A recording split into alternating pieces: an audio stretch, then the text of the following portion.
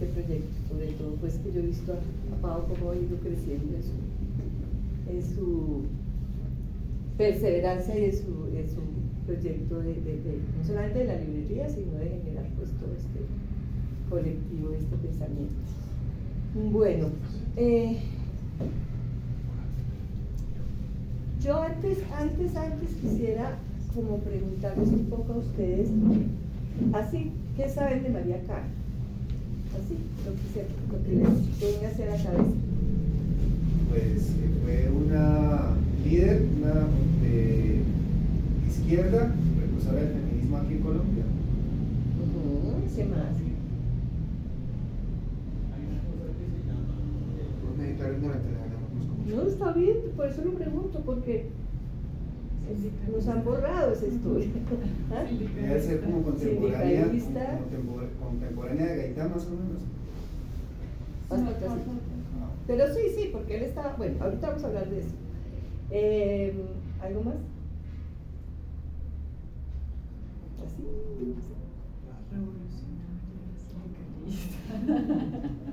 Bueno. Pues yo no sé si no es cierto, pero eran muchas en torno a las fábricas textiles paisas. Sí. Ella estaba como en la industria textil paisa, en los albores de la industrialización en Colombia, ¿no? Y esos son años como 30. Muy bien. Bueno, entonces yo les voy a contar, pues a raíz de esta biografía que yo escribí en el 2017, nos dimos cuenta que yo olvido las fechas para atrás, lo cuento. Realmente, ¿por qué María Cano? Porque investigando sobre María Cano y sobre todo lo que vamos a hablar ahora, yo decía, pucha, nos borraron esto. De por sí no nos enseñan la historia ya en el colegio, ya esto es una cosa terrible que ya sacaron de las aulas, pero esto es algo que uno, pues, que hace parte de la historia del país y no hace parte, o sea, no la borraron oficialmente, no conviene. Pero cuando uno estudia, pues, uno de los objetivos que yo tuve escribiendo esta biografía, casi que yo escribí esta biografía contestándole a un señor, a Ignacio Torres. Ignacio Torres Giraldo fue un compañero de María en una época, pues digamos como el compañero que más estuvo con ella, y él escribió una biografía corta de ella, pero más como del periodo en que estuvieron, digamos, en su militancia política, que se llamó, tuvo como 2 títulos, Apostolado Revolucionario, bueno. Entonces cuando yo me leí, porque uno cuando empieza una biografía, pues lo primero que hace es como leer de todo, como que hay por aquí, y después uno ya va como delimitando y dándole un enfoque. Entonces cuando yo me leí ese libro de él, yo decía, pero, porque según él, pues él había formado el pensamiento político de María. Y yo como que dije, entonces, investigando, empiezo a encontrarme una mujer maravillosa, pero además una mujer que fue teniendo una transformación. María Cano nace en Medellín en 1887, en un hogar, digamos, de clase media, libre pensadores, liberal, de educadores, artistas. Su papá era educador y fueron todos víctimas, pues, de toda esa hegemonía conservadora, de todo ese periodo tan largo que tuvimos de represión y digamos y ella fue mucho víctima de todo eso, pero digamos, ella crece en un hogar donde son 3 mujeres y un hombre, ella es la menor, y el papá Rodolfo, primo hermano de Fidel, el que funda El Espectador, un educador así con devocación, entregado, un muy buen lector, y en la casa de María pues se hacían tertulias, conversaciones, o sea, crece en un ambiente como de pensamiento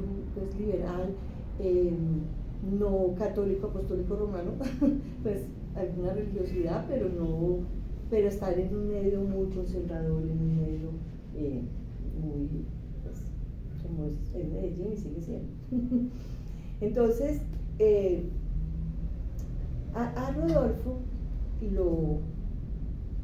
pues, lo persiguen por liberal y lo destituyen, él era como rector del colegio, lo destituyen, y él ¿qué hace?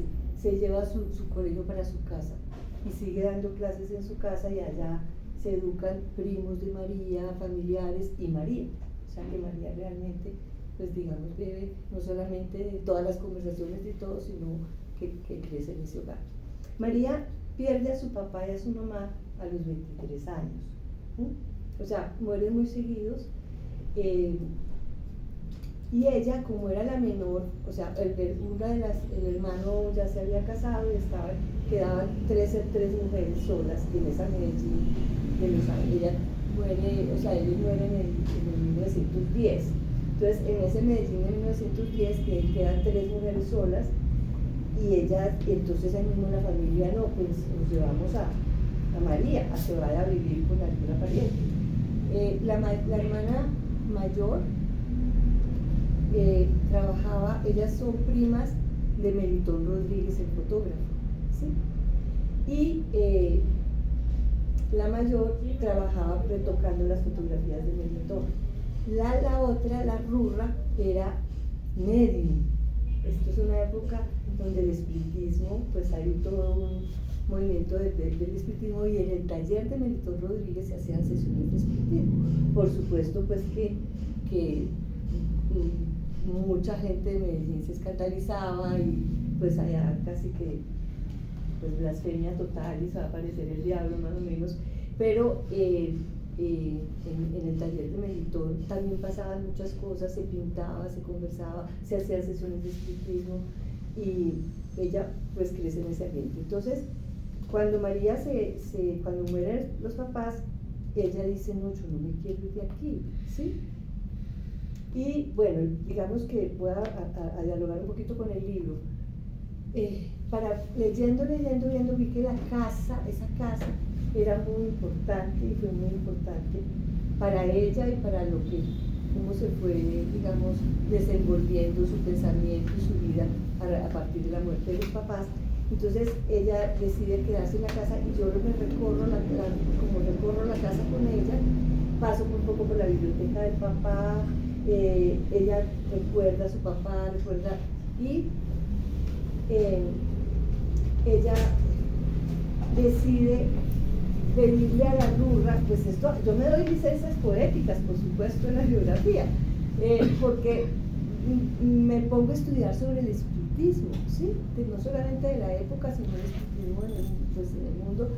Y claro, es fascinante la historia del espiritismo. Entonces yo digo, no, pues aquí esto tiene que ir acá, y ella se sienta en la biblioteca del papá y lee sobre las mujeres espiritistas. Bueno, aquí ahorita puedo leer algo. Y entonces ella le pide a la Rurra que hagan pues como que una invocación al padre, para decirle casi como, pues para saber si ella se queda o no se queda, porque ella no quiere traicionar ella no se quiere ir, por supuesto, pero tampoco quiere ser una molestia para sus hermanas, ¿sí? Bueno, finalmente les voy a leer, que yo en esto me divertí mucho, porque me leí pues todo el manual de Kardec y toda la casi que hago sesión. Entonces, ellas, pues yo apunto más o menos la escena de que deciden que se quedan las 3 en la casa, y esta va a ser de ahora en adelante la casa de las señoritas Cano, ¿sí? Entonces, esa noche, las 3 hermanas se sentaron alrededor de la mesa, cerraron las ventanas y las cortinas e iniciaron el ritual. Estaban tomando posesión de su reino. De ahora en adelante sería la casa de las señoritas Cano, así de simple, y todo el que llegara será bienvenido. Pusieron las manos sobre la mesa, y la Rurra empezó la oración para invocar a sus padres. Aquí yo cito pues a Kardec. Rogamos al Señor Dios Omnipotente que nos envíe buenos espíritus para asistirnos, a ley a los que tuvimos el error, y que nos conceda la luz necesaria para distinguir la verdad de la impostura. Apartar también a los espíritus malévolos, encarnados o desencarnados, que podrían intentar poner la discordia entre nosotros y desviarnos de la caridad y amor al prójimo. Si alguno pretendiese introducirse aquí, hacer que no encuentre acceso en el corazón de ninguno de nosotros. Dada a los medios a quienes te encargues de transmitirnos nuestras enseñanzas, la conciencia de la santidad del mandato que les ha sido confiado y de la gravedad del acto que van a cumplir, con el fin de que tengan el fervor y el recogimiento necesario. Cierto. Entonces, ya quedan ellas ahí. ¿Y qué pasa con María? María era, según lo que uno lee sobre ella, además pues entrevisté a Tila, que se acordaba de María pequeña. Ella tiene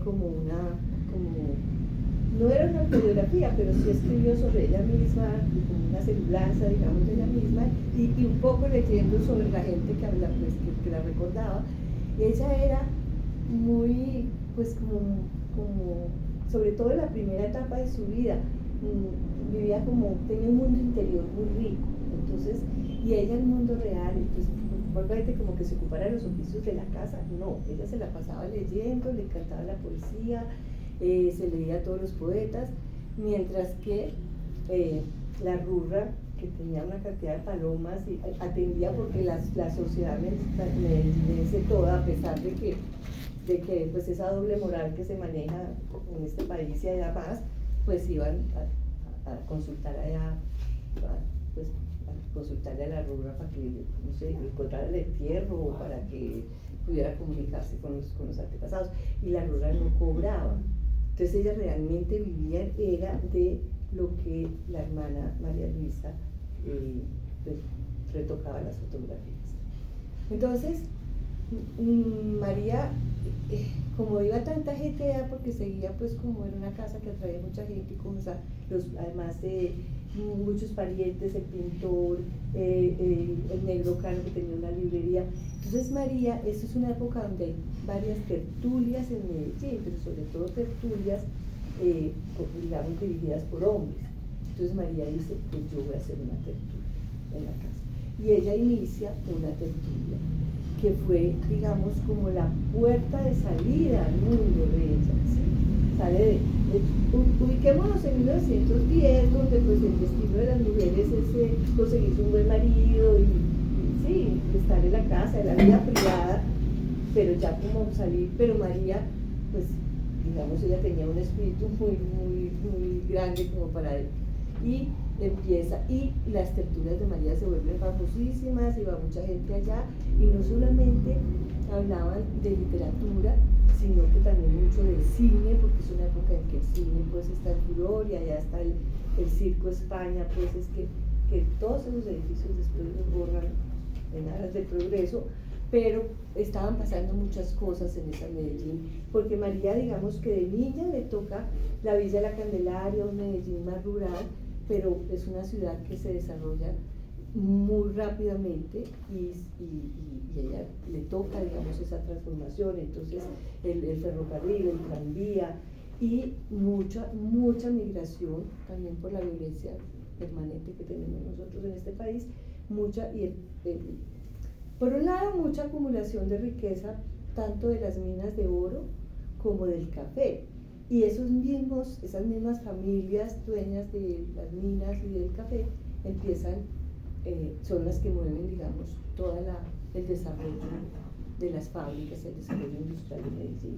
Entonces, digamos que se requiere gente para trabajar en las fábricas, entonces empieza a venir mucha gente del campo, y empieza, pues hay una lista de la cantidad de fábricas de esa época que empiezan a surgir, y trabajan los hombres, mujeres y niños, ¿sí? Digamos que ahí es cuando surge en Colombia la clase obrera, porque antes, o sea, es como el surgimiento de la clase obrera. Entonces, pero María todavía no tiene nada que ver con eso, pues ella por ahora está en su mundo literario, intelectual, ¿sí?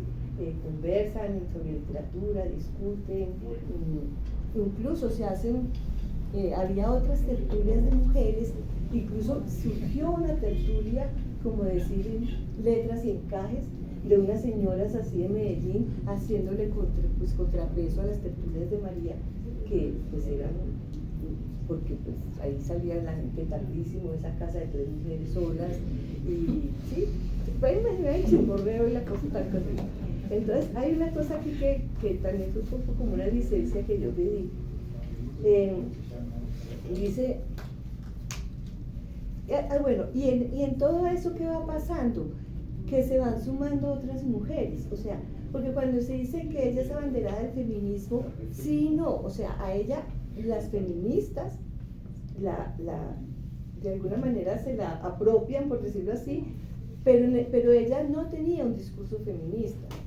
Lo que pasa es que su actuar, su quehacer, va sumando y se van sumando otras mujeres. Por ejemplo, en esas tertulias, pues estaba María Isman, o sea, otras mujeres que, y después vamos a ver que ellas sacan una revista y empiezan también las mujeres a escribir así. O sea, de alguna manera, si uno le sigue el hilo, pues sí, o sea, uno entiende por qué las feministas sí, pero realmente, pues si hubiera sido feminista no se hubiera aguantado Ignacio Torres al lado todo el tiempo. De cosas. María defendía las ideas alentadas por las otras mujeres que participaban en las tertulias, María Isman, Rita Uribe, entre otras. María Isman se graduó de normalista, se dedicó a la educación de los niños y desarrolló una carrera como educadora que la llevó a ocupar el cargo de Inspectora Nacional de Escuelas Públicas, el cargo público más alto ocupado por una mujer en ese momento. Por su parte, Tito Uribe escribió para el Correo Liberal desde muy joven, fue directora de 2 revistas femeninas, Atenea y La Carretera al Mar, ambas reconocidas por su calidad. Comentaron el caso, yo me imaginaba también conversaciones, esa es un poco la licencia que me queda deliciosa. Comentaron el caso de Laura Montoya, ¿sí?, quien se había ido a Dabeiba a catequizar a los indios y a fundar una congregación. Se había llevado consigo a su madre viuda y a otros 5 compañeras que logró convencer de la misión.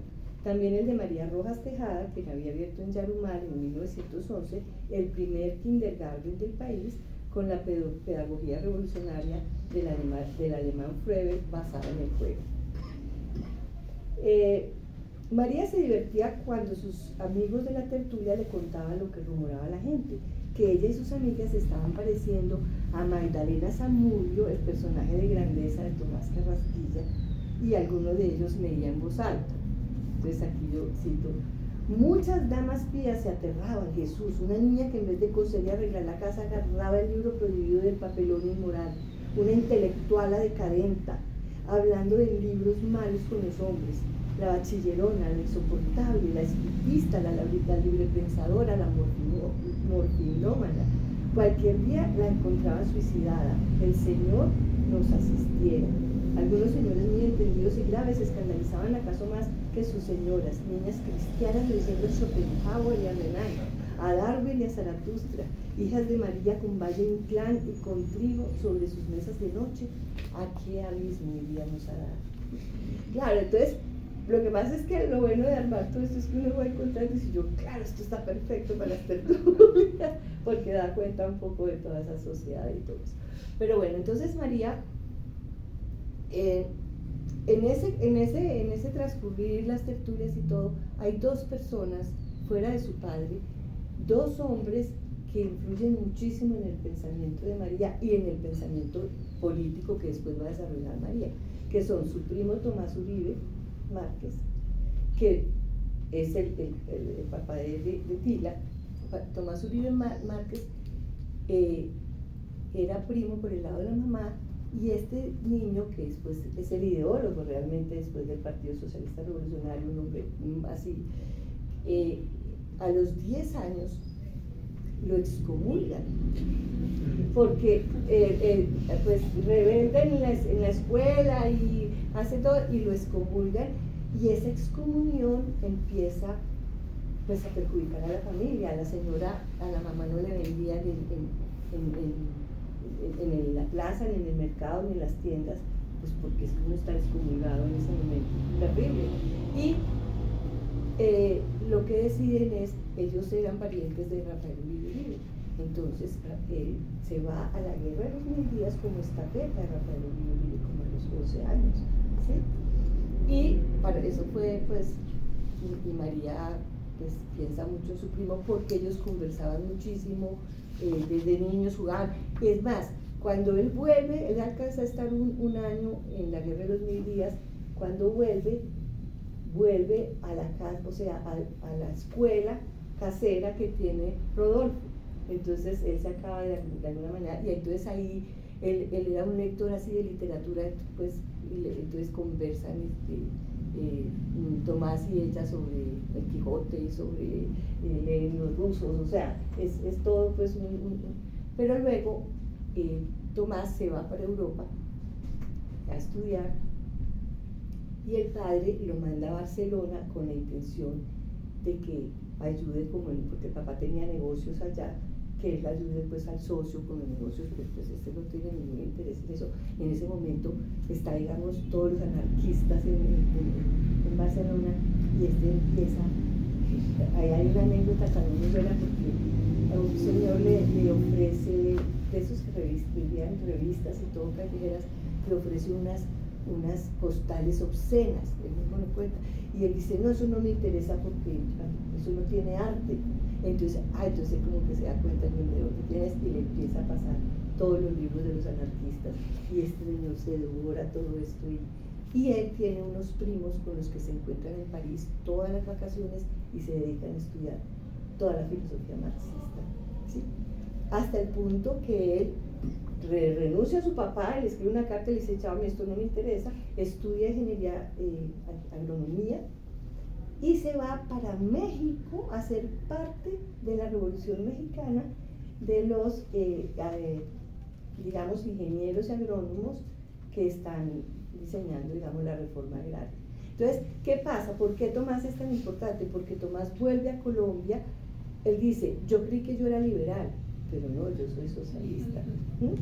Y llega a Colombia con la intención de montar, pues, de hacer la revolución, de montar un partido socialista revolucionario. Entonces él realmente es el ideólogo, con una visión impresionante, porque él decía, el campo es muy importante en el país y los indígenas son muy importantes, o sea, como teniendo en cuenta que eso después, como vamos a ver, eso va a chocar contra, pues, todo el la burocracia rusa y todo el cuento, todos los marxistas burócratas.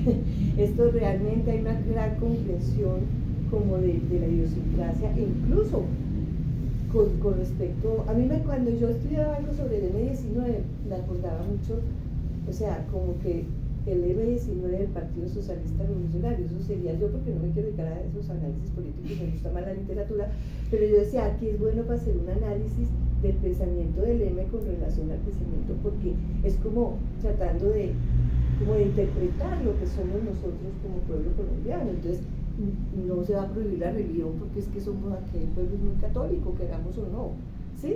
Lo mismo que el campo es importantísimo, lo mismo que toda la cuestión, y la cuestión agraria está imbricada con los indígenas necesariamente. Entonces, pero todo eso lo comprendía muy bien Tomás, y digamos que eso fue como parte de toda la filosofía política, pues, del Partido Socialista Revolucionario. Otra persona que incide mucho en el pensamiento de María es su sobrino Luis Tejada, el cronista. Para mí el mejor cronista que ha tenido este país, ¿o no? Uy, las crónicas de ese hombre son maravillosas. Y él era sobrino, pero pues realmente Luis Tejada fue un adelantado, un visionario, y él muere muy joven, pero él desde muy joven dice Pila que fue el primer comunista de este país, sin haberse fundado todavía el Partido Comunista, porque él era, sí, él en sus crónicas escribe tanto de las señoras del parque, de la vida cotidiana, como reflexiones muy profundas, políticas. Incluso él es el que dice de una manera muy visionaria que están surgiendo en el país, que la fuerza grande la van a tener los obreros y las mujeres. Y Luis vive un tiempo en la casa de las tres hermanas Canas, entonces también tienen conversaciones larguísimas con María, y entre los dos le proponen a los de la tertulia fundar una revista, la revista Cirano. ¿Con qué fin? Con el fin de promover a los escritores de provincia, o sea, la gente que no tenía acceso como a la prensa. Entonces, en esa revista Cirano, que existe, bueno, en la biblioteca piloto yo pude tener los números de la revista Cirano y leérmela toda y mirar, y ahí escribe María. Pero esos textos que ella escribe ahí, incluso los escribe con el seudónimo de Elena Castillo, pues son muy también de la época, muy como entre modernistas, y ¿sí? Y ellos además leían mucho a Juana Ibarburu y a Gabriela Mistral también, pero es una revista bien interesante en ese sentido porque empiezan a dibujar escritores y escritoras, muchas mujeres escriben allí y bueno, pues dura un tiempo la revista Ciudad. Estando allí, María como que descubre que a ella le gusta escribir y le ofrecen que escriba para el Correo Liberal. Entonces ella empieza a escribir en el Correo Liberal.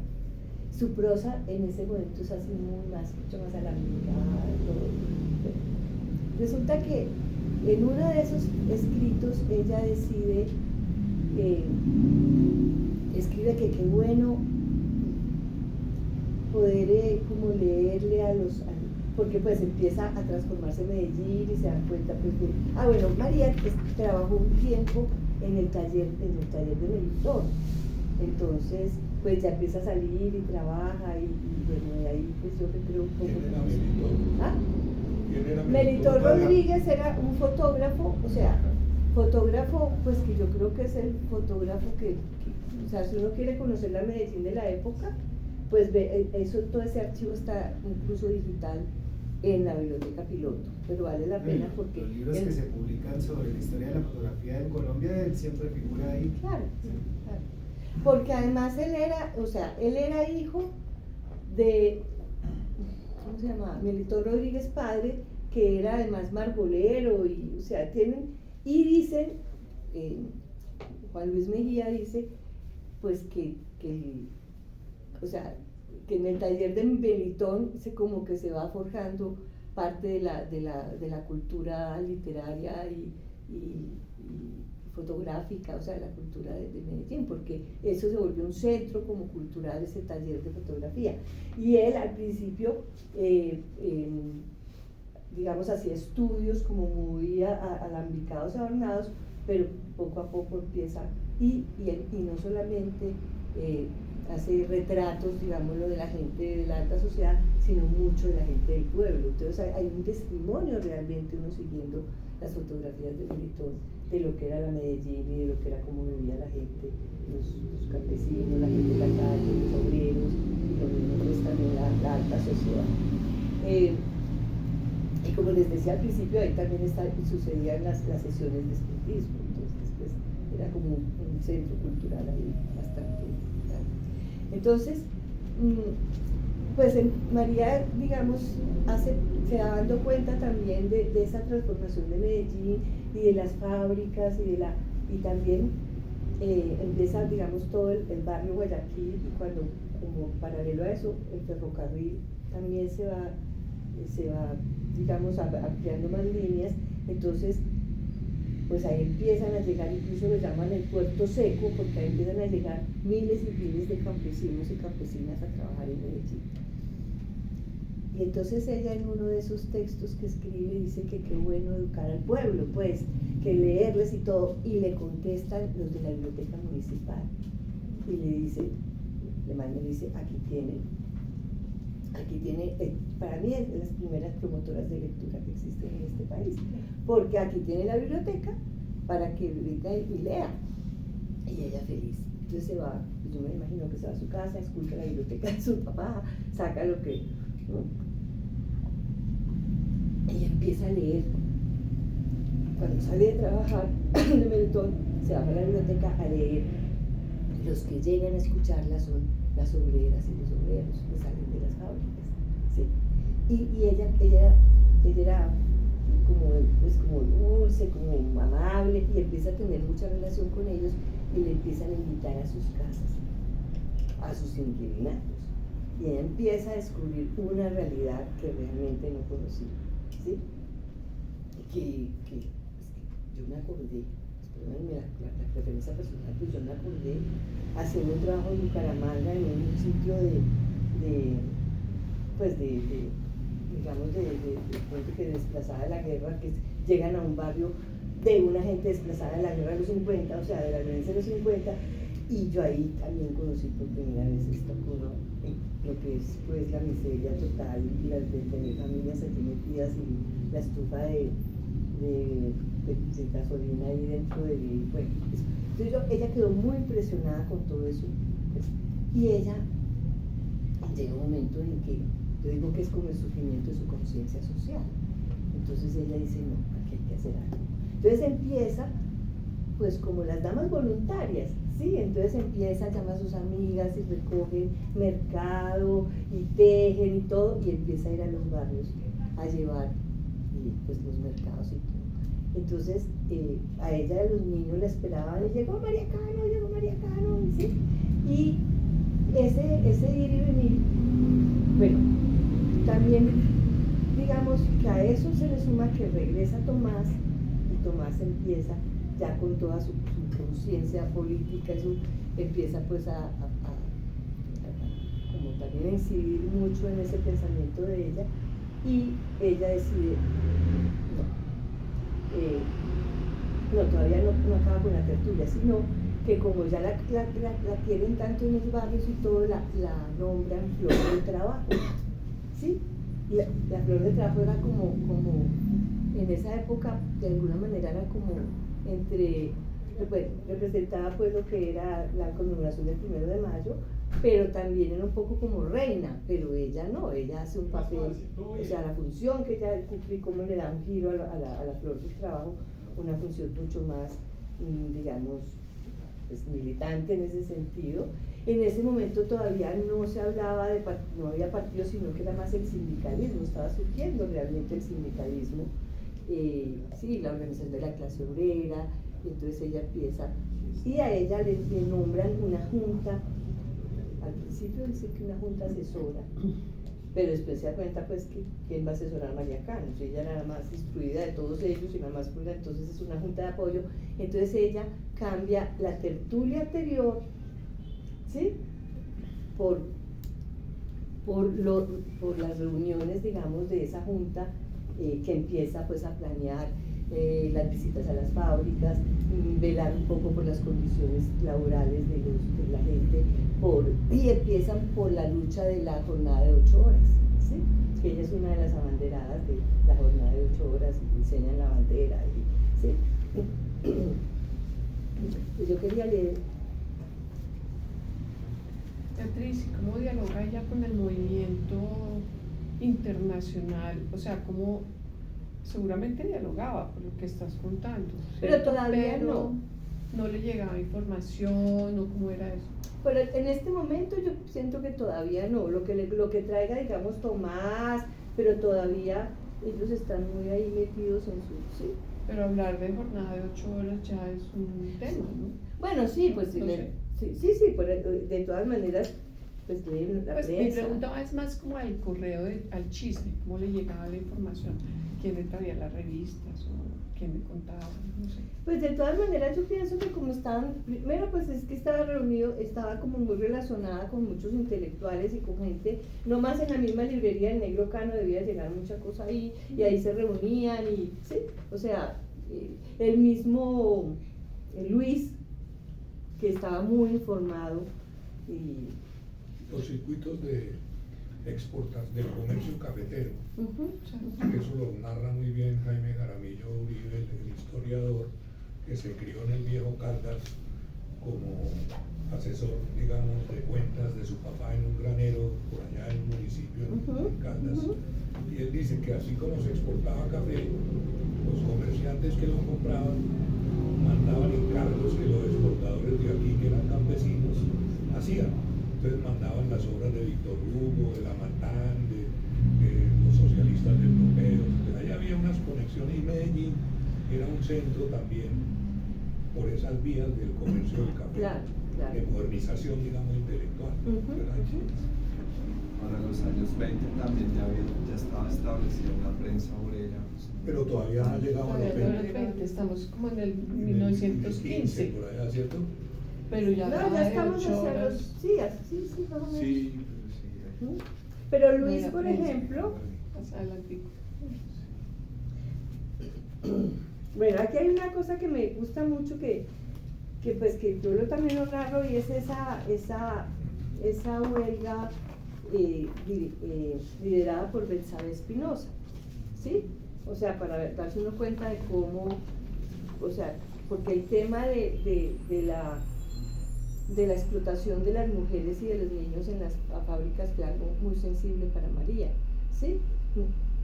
Tanto pues los hombres, pero ella especialmente, y parece ser que Betsabé era como vecina de la, pues vivía cerca de ella, pero esa huelga, pues fue una, voy a leer. Luis le relató a María en detalle lo que había ocurrido en Bello el 14 de febrero de 1920, cuando las obreras de la Compañía de Tejidos de Medellín, de propiedad de Emilio Restrepo, paralizaron todas sus actividades y se declararon en huelga. Los hombres fueron poco solidarios con ellas, lo que provocó que los llamaran cobardes y les dijeran que eran ellos los que debían llevar las faldas y ellas los pantalones. Las obreras estaban dirigidas por Betsabé Espinosa, una joven de 24 años que por su carácter fuerte era la líder de la protesta. Las obreras exigían un aumento de salarios y el desmonte del sistema de multas, que era exagerado, pues recibían multa por todo, porque se dañaba el telar, porque llegaban tarde, por enfermarse sin previo aviso, por cualquier minucia. Solicitaban además que cesaran los abusos sexuales por parte de los administradores. Algunas amenazaron con denunciar a la prensa que las multas las imponían a aquellas que se negaban a concederles favores sexuales a los administradores. El supervisor Manuel Velázquez era el peor de todos, contaba Luis ante la indignación de María. Bajito, delgado y para colmo casado y con 5 hijos, se creía el don Juan, y no solo les coqueteaba, sino que las forzaba y amenazaba con el despido si no accedían a sus deseos sexuales. Ya varias jóvenes lo habían denunciado, pero estaba protegido por los dueños.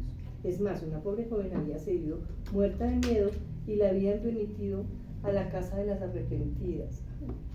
Y vamos a mandar a todas a la casa de las arrepentidas, que era a donde mandaban a las mujeres a expiar su culpa cuando eran violadas y deshonradas. Según Catalina Reyes, bueno, entonces,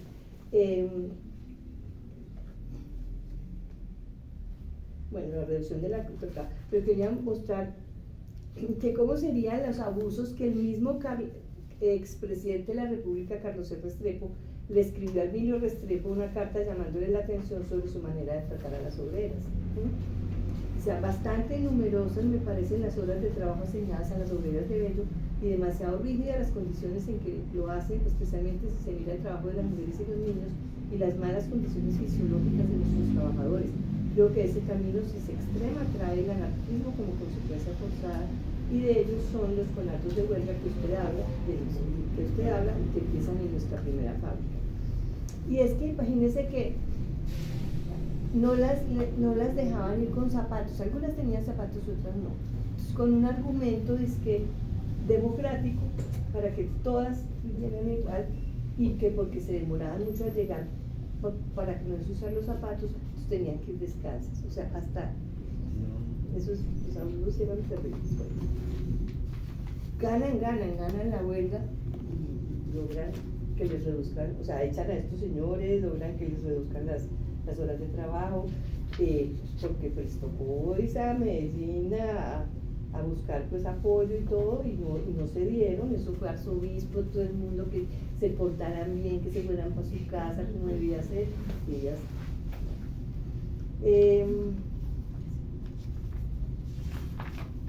Bueno, vamos ya. Es que quería mostrar una cosita, pero ya.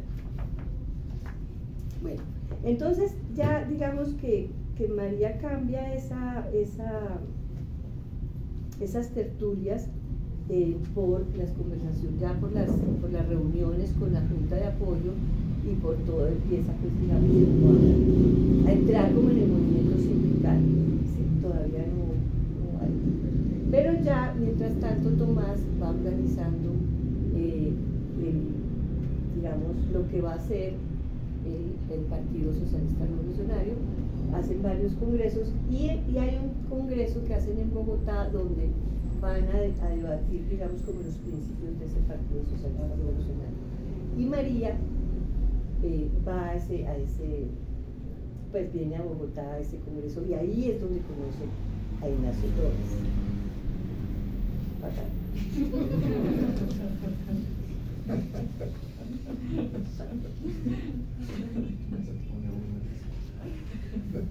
Nos podemos saltar ese capítulo. No, al contrario. Es que yo lo que quiero ver es una cosa. Y yo me divertí mucho.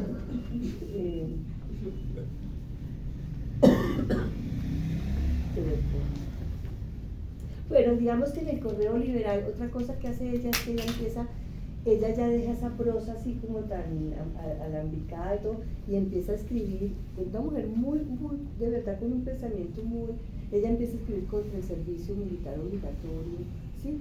Más adelante también hace un escrito como contra la pena de muerte, porque casi que la prueba la pena de muerte, y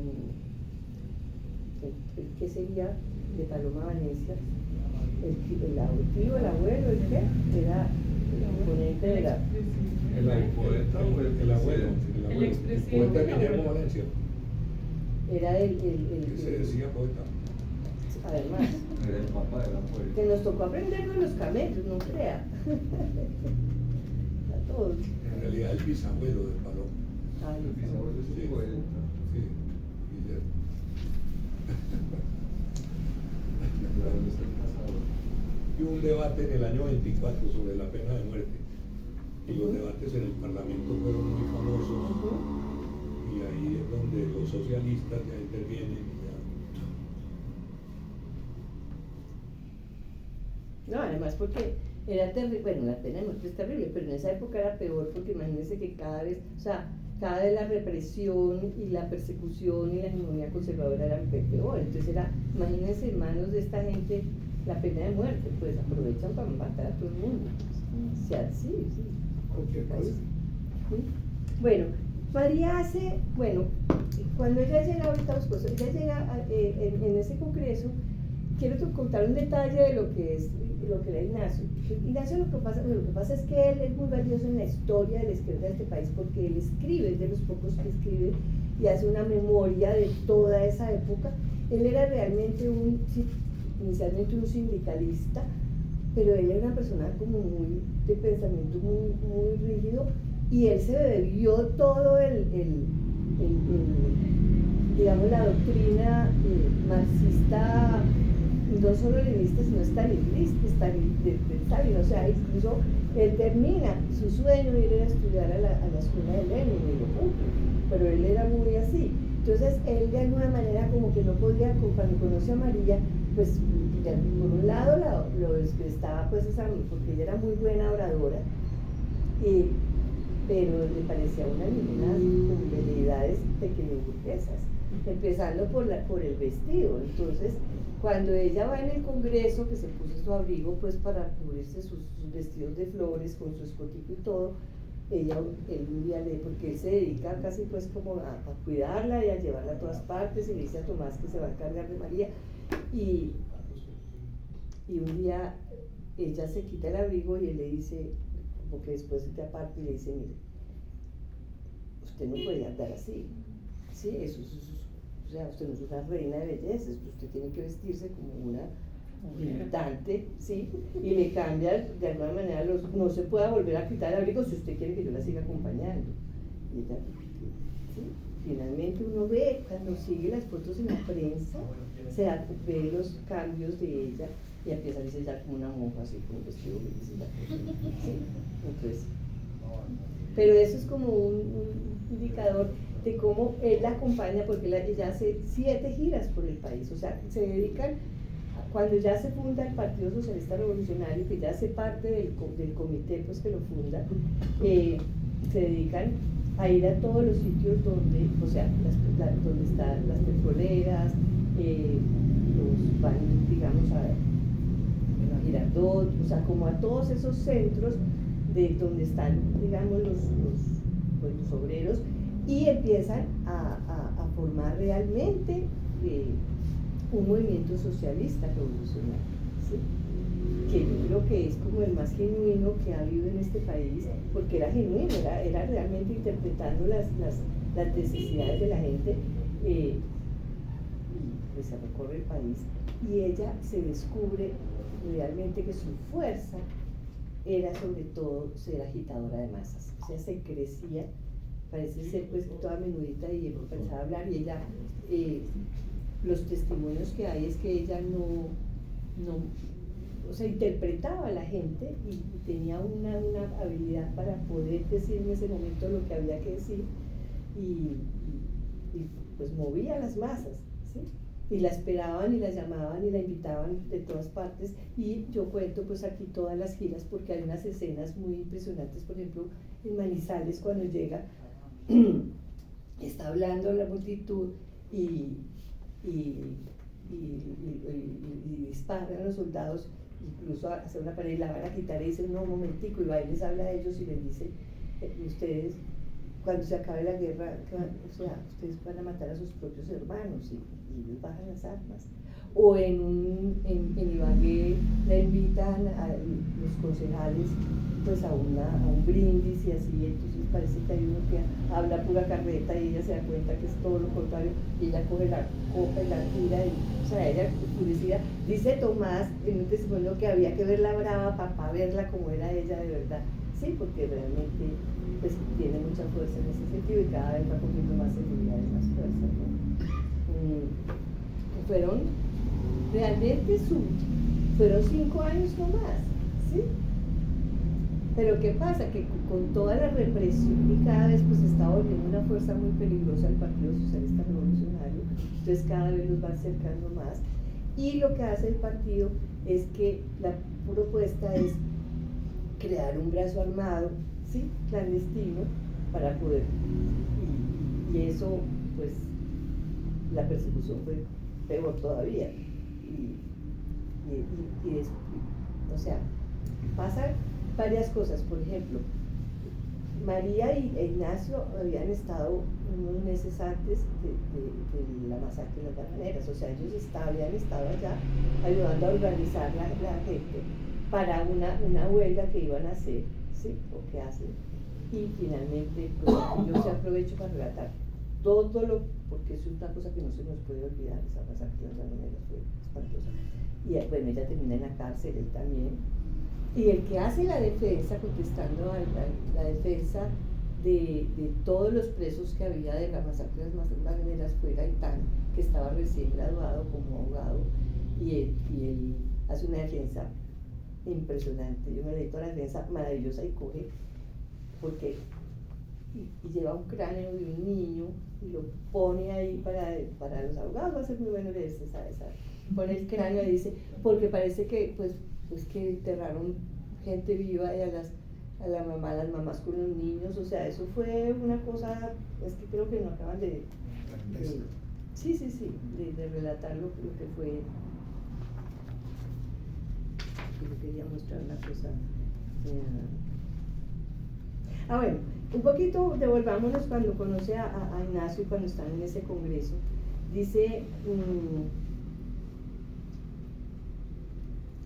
a María le deslumbró el carácter fuerte y un poco adusto de Ignacio Torres. Le gustó, porque yo todo el tiempo decía, pero ¿qué le vio? O sea, pero yo decía, las mujeres somos así, o sea, pero ¿qué le vio a este tipo? ¿Sí? ¿Y por qué? Porque es que lo acompañó el resto de su vida. Además que después él la traición, después les cuento, y yo decía, pero ¿qué le pasó? Yo decía, pero ¿qué le vio? Entonces dice, a María le deslumbró el carácter fuerte y un poco adusto de Ignacio Torres. Le gustó su seguridad. Él por su parte no podía dejar de mirarla. La audacia de esa mujer frente al ministro, porque ella salió y hizo una... Y la pasión y lucidez con la que le había hablado al pueblo lo cautivaron. Pero a la vez, esta menuda mujercita, comillas, pequeña burguesa, le resultaba de una vanidad intolerable. Sobre todo a él, acostumbrado a tratar con mujeres más sumisas. A Torres lo sobrecogió esa capacidad de María de transformarse ante las multitudes. A medida que hablaba pasaba de ser una mujer frágil a convertirse en una diosa de la palabra, en una agitadora con una increíble capacidad de convencer y mover a las masas como si fueran eso, una masa maleable y no la suma de individuos. A pesar de estos reconocimientos, Torres sentía que María tenía unas actitudes bohemias que no iban con el comportamiento de una líder revolucionaria. Para María fue extraño y sorprendente lo que sucedió una tarde durante el Congreso, cuando se quitó el abrigo para atender la reunión de una de las comisiones y se encontró con la mirada brusca y recriminatoria de Ignacio. Más tarde en privado le dijo que no debería usar más esos vestidos tan escandalosos propios de una burguesita bohemia. Vestidos de tela floreadas en estilo de abanico sin mangas y con excesivo escote. Le dijo que esos vestidos desentonaban en ese medio tanto como un traje de baile en una demostración del 1 de mayo. María él no sabía si indignarse o reír. Pensó que Ignacio estaba haciendo un chiste y creyó equivocadamente que detrás de tanta rigidez había un hombre con humor que en medio de temas tan importantes y de trascendencia se ocupaba de esos pequeños detalles que atañían solo a las mujeres. Eso me lo imaginé yo, pero qué equivocada estaba. Ignacio le dijo ya muy seriamente que si quería que él la siguiera acompañando debía vestirse de una manera decente. Esa noche María, esta fue mi venganza, no podía conciliar el sueño, no comprendía a este hombre al que percibía como una roca dura y sólida, aparentemente sin las fisuras de la veleidad que él se atrevía a atribuirle a ella. Recordó la crónica de Luis sobre la elegancia masculina, en la que éste se burlaba del uso del chaleco, porque resulta que Ignacio Torres, él había sido sastre, y él usaba chalecos, y él se hacía los chalecos, y estaban llenos de bolsillitos, y en los bolsillitos metía papeles y citaba. Hablaba y se sacaba el papelito y citaba. Entonces yo aquí me encontré esa crónica de Luis y dije, esta está buenísima. Y dice, esa noche María no comprendía a este hombre y se recordó la crónica de Luis sobre la elegancia masculina en la que este se burlaba del uso del chaleco y quiso devolverle mano a mano la crítica a sus vestidos de flores. Sacó un tiempo para buscar en la biblioteca de Tomás esta crónica, entonces cito un pedazo. Si podríamos desde ahora abandonar definitivamente ciertas prendas especiales que ya no se usan en ninguna parte, crónica de Luis. El sombrero de copa, dice un cronista español, ya solo lo llevan los cocheros y los banqueros. La levita, el frac, el dorsal son cosas fastidiosas que la elegancia pura no tolera hoy. Confiamos en que el chaleco, el objeto más estrambótico y útil de la tierra, está también condenado a desaparecer. Lo mismo que el sombrero coco, esa ridícula media calabaza que merece tanto su nombre. María suspiró en la mitad de la noche y pensó, Luis sí que no dejó nunca de ser un hombre coherente y firme en sus posturas. Quizá ella desconocía las reglas de la militancia política o las verdaderas costumbres proletarias. Quiso disculparlo en la oscuridad de la noche, en la soledad de su habitación de la casa del Angelito. Lo que no sabía María era que esa sería la escena fundacional de una relación que se debatió entre la lucha de fuerzas, la mutua admiración y la incomprensión de Ignacio acerca de la personalidad sensible y profunda de María, que él en su rigidez mental y su machismo denominaba comportamientos pequeños.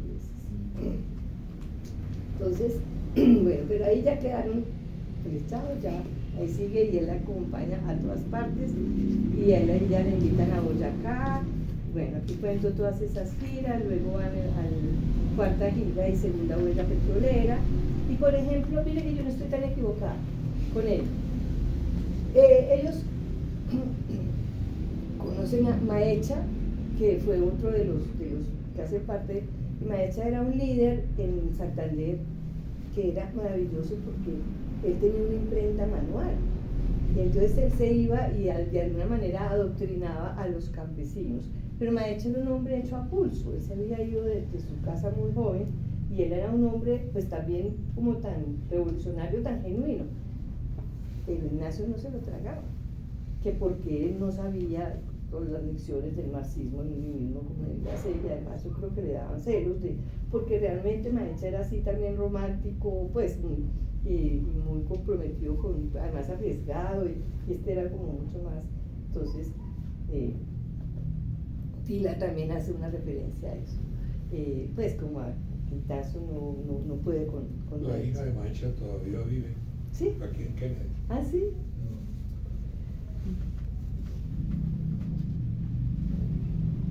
Tila Uribe confirma pues, con el viaje a Barranca, a María le quedó claro que Maecha no era de la simpatía de Ignacio. En el poco tiempo que estuvieron allí, él se encargó no solo de encontrarle todos los defectos a ese hombre que le recordaba a Tomás por su espontaneidad y autenticidad frente a la lucha, sino también de criticar la manera como Maecha trabajaba. Tila Uribe confirma esta apreciación al referirse al trato que le dio Ignacio a Maecha en su libro Los Inconformes. Dice Tila, para nadie resultó sorpresa el tratamiento que le dio a Maecha en el siguiente capítulo, donde lo ataca sin ningún miramiento y le desconoce su capacidad de organización. Quienes vivieron esa etapa observaban que Torres Giraldo nunca sintió aprecio por el hombre que precisamente organizó la unión sin calor de Barranca. Era un problema personal, pero también político. La formación en la Unión Soviética era inflexible, no concebía autenticidad revolucionaria a quien estuviera por fuera o al margen de los partidos comunistas. Bueno, hacen todas estas giras, sigue aumentando la represión y la sexta y séptima giras de María. Bueno, bueno, entonces hay otro. Resulta que en una ida a Cali, en una de esas giras a Cali, Ignacio era un hombre casado y tenía 2 hijos, ¿sí? A Urania y a Eddie. Eddie tenía 5 años. Y en una de esas idas a Cali, él le dice, pues que siguen con Eddie, que él se va a llevar a Eddie. Y resulta que el calzón por somo le va metiendo a Eddie, o sea, y Eddie termina criándose. Yo siempre pensé, a esa pobre mamá le quitaron el hijo, porque él necesitaba que su hijo se criara con el pensamiento revolucionario, y se lleva a Eddie a la casa de María y las hermanas, y pues prácticamente Eddie es como un hijo de María, o sea, él se cría allá, ¿sí? Vive con ellas, crece ahí, y para María hay unas de las únicas cartas que yo me encontré de María, pero como todo eso se lo llevaron pues en los allanamientos y en todas las, incluso el baúl que tenía Tila, pues, cuando la época de Turbay también todo eso desapareció, pero yo ya había terminado el manuscrito de la biografía cuando me encontré con ya me acuerdo el nombre, bueno, un muchacho que trabaja en la Biblioteca Nacional, y me dijo, Beatriz, usted todavía está con la biografía. Y me dijo, sí, es que imagínese que llegó a la biblioteca como producto de una beca el índice de un archivo de Ignacio Torres que está en la Universidad del Valle. Y yo, ¿qué? Pues ahí mismo me fui para allá, y bueno, me puse en contacto con la gente no, el postre, eso me sacaron cajas llenas con todos los archivos de Ignacio. Claro, eso me sirvió a mí porque esto estaba quedando muy maniqueo, o sea, él era el malo del paseo, pero yo al empezar a leer, pues empecé como a tratar de comprender este ser, y también yo me preguntaba, pero ya por qué, bueno, le escribió el hijo, pero por qué después lo recibe, bueno, lo acompaña, y claro, eso me sirvió muchísimo, y ahí me encontré 2 cartas de María a él, cuando él ya se había casado, vivía en Nueva York, y tenía a Anabel, entonces ella le da consejos de cómo educar a Anabel, y de que le ponga en la cuna de los hijos. O sea, él era otra carta en que se preocupa mucho por Ignacio, porque Ignacio ya había ido a la Unión Soviética, ya había vuelto, ya estaba viejito, y como que estaba muy deprimido, y ella pues ya como abogando por él. Pero fueron las 2 únicas cartas de María, ¿sí? Pero ese archivo fue maravilloso, porque entonces ya lo pude humanizar un poquito más. Y ya. Románticos, para que recalcar que esta es una historia viva. Eddie Torres fue director de la Biblioteca Nacional. Claro, y él muere ahí. Cuando el gobierno de Belisario Betancur, porque él fue impresor. Además, fíjese el nombre que le pone Torres Ignacio a su hijo: Editores, editores, editores. ¿No? Era una forma obsesiva con el oficio. Y Eddie Torres es el papá de Anabel Torres, que es poeta, claro, y que es contemporánea, digamos mía, y Anabel en los años 80 y 90, para todos ustedes la mayoría pues estaban muy niñas o no habían nacido muy niños, pero Anabel es una poeta reconocida que ha vivido en Estados Unidos, y bueno, tiene un lugar dentro de la historia de la poesía colombiana también. ¿Y María nunca le cuestionó el hecho de que estuviera casado? ¿Seguía casado? Sí, y nunca le cuestionó eso, ¿le pareció? Él estaba separado con la militancia y por 1000 cosas. Sí. Incluso Urania intentó vivir él también intentó que Urania viviera ahí, pero Urania no duró mucho ahí, se devolvió otra vez para acá. Y yo tuve la oportunidad de entrevistar a un hijo de Urania, estando viva todavía Urania, pero ya muy viejita, cuando estaba ya en Cali, y entonces él me dijo, yo no le recomiendo porque mi mamá odia a María Caro.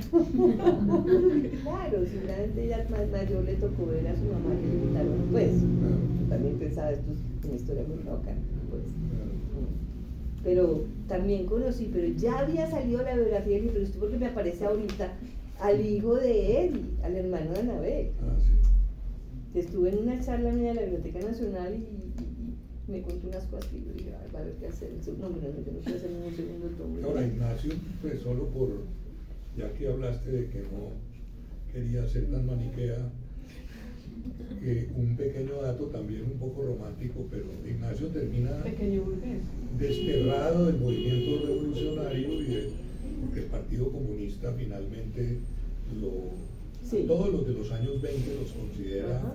anarcosindicalistas y que no eran lo que debían ser en los revolucionarios, pero él termina de librero, funda una librería en Palmira, se llamaba, si no recuerdo mal, la librería Cervantes, y uno de sus personajes era el Quijote, era un hombre No, pues, humanista, ilustrado. no, claro, pues yo me encontré como 3 novelas de él, malísimas, pero me las leí todas Escribía. porque, sí, pero pues quería escribir literatura, pero pues, Y muy amigo de Quintín Lame, sí, sí. y andaban juntos con Quintín Lame levantando a los indígenas del Cauca. No, lo que pasa es que yo pienso que era como un hombre por el lado de su época, era machista y era un hombre pues como con una mentalidad rígida, entonces De porque- chaleco.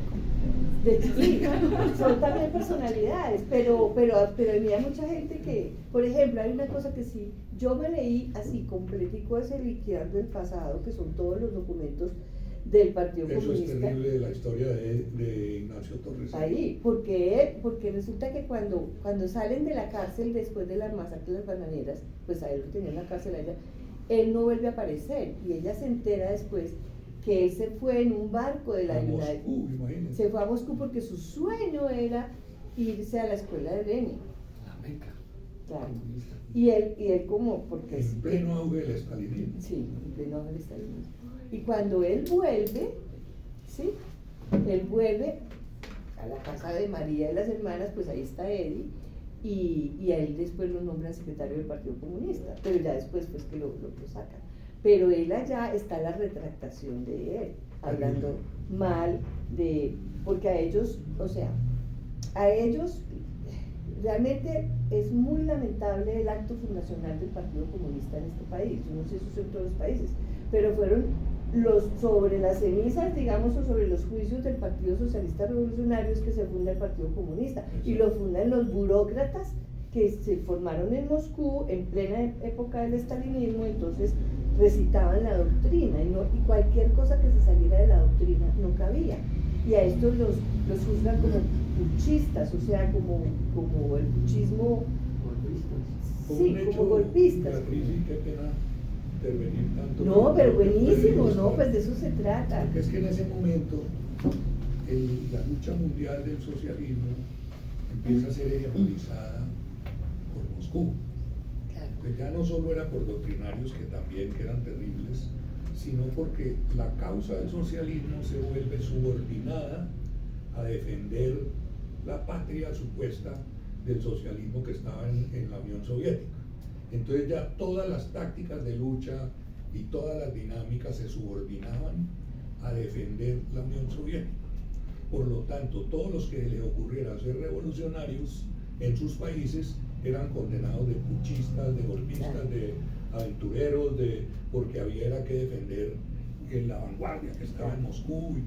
Entonces ahí empieza una historia trágica del Partido Comunista en Colombia, que era subordinado a esos designios del estalinismo.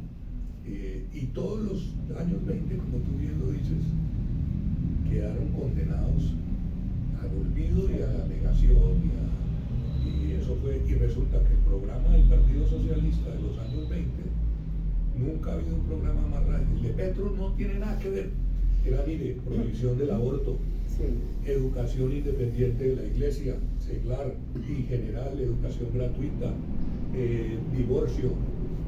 Sí, uno mira ese programa, que en eso María Cano fue muy clave, y muchos otros, incluyendo a Torres Giraldo. Pero ese programa era un programa que nunca ha vuelto a ver en Colombia, un programa tan avanzado. ¿De dónde puchista? ¿Por qué no conoces? ¿Diga? Puchista. El putsch era el golpe, Oh. darle un golpe de Estado, pero de la izquierda, digamos. Como digamos también se habla del trotskismo, ¿sí? También. Sí, que eran como disidentes. Exacto.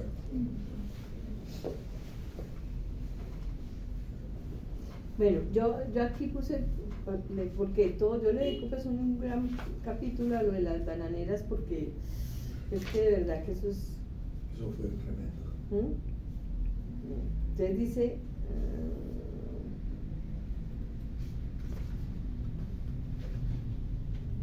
es que Maecha...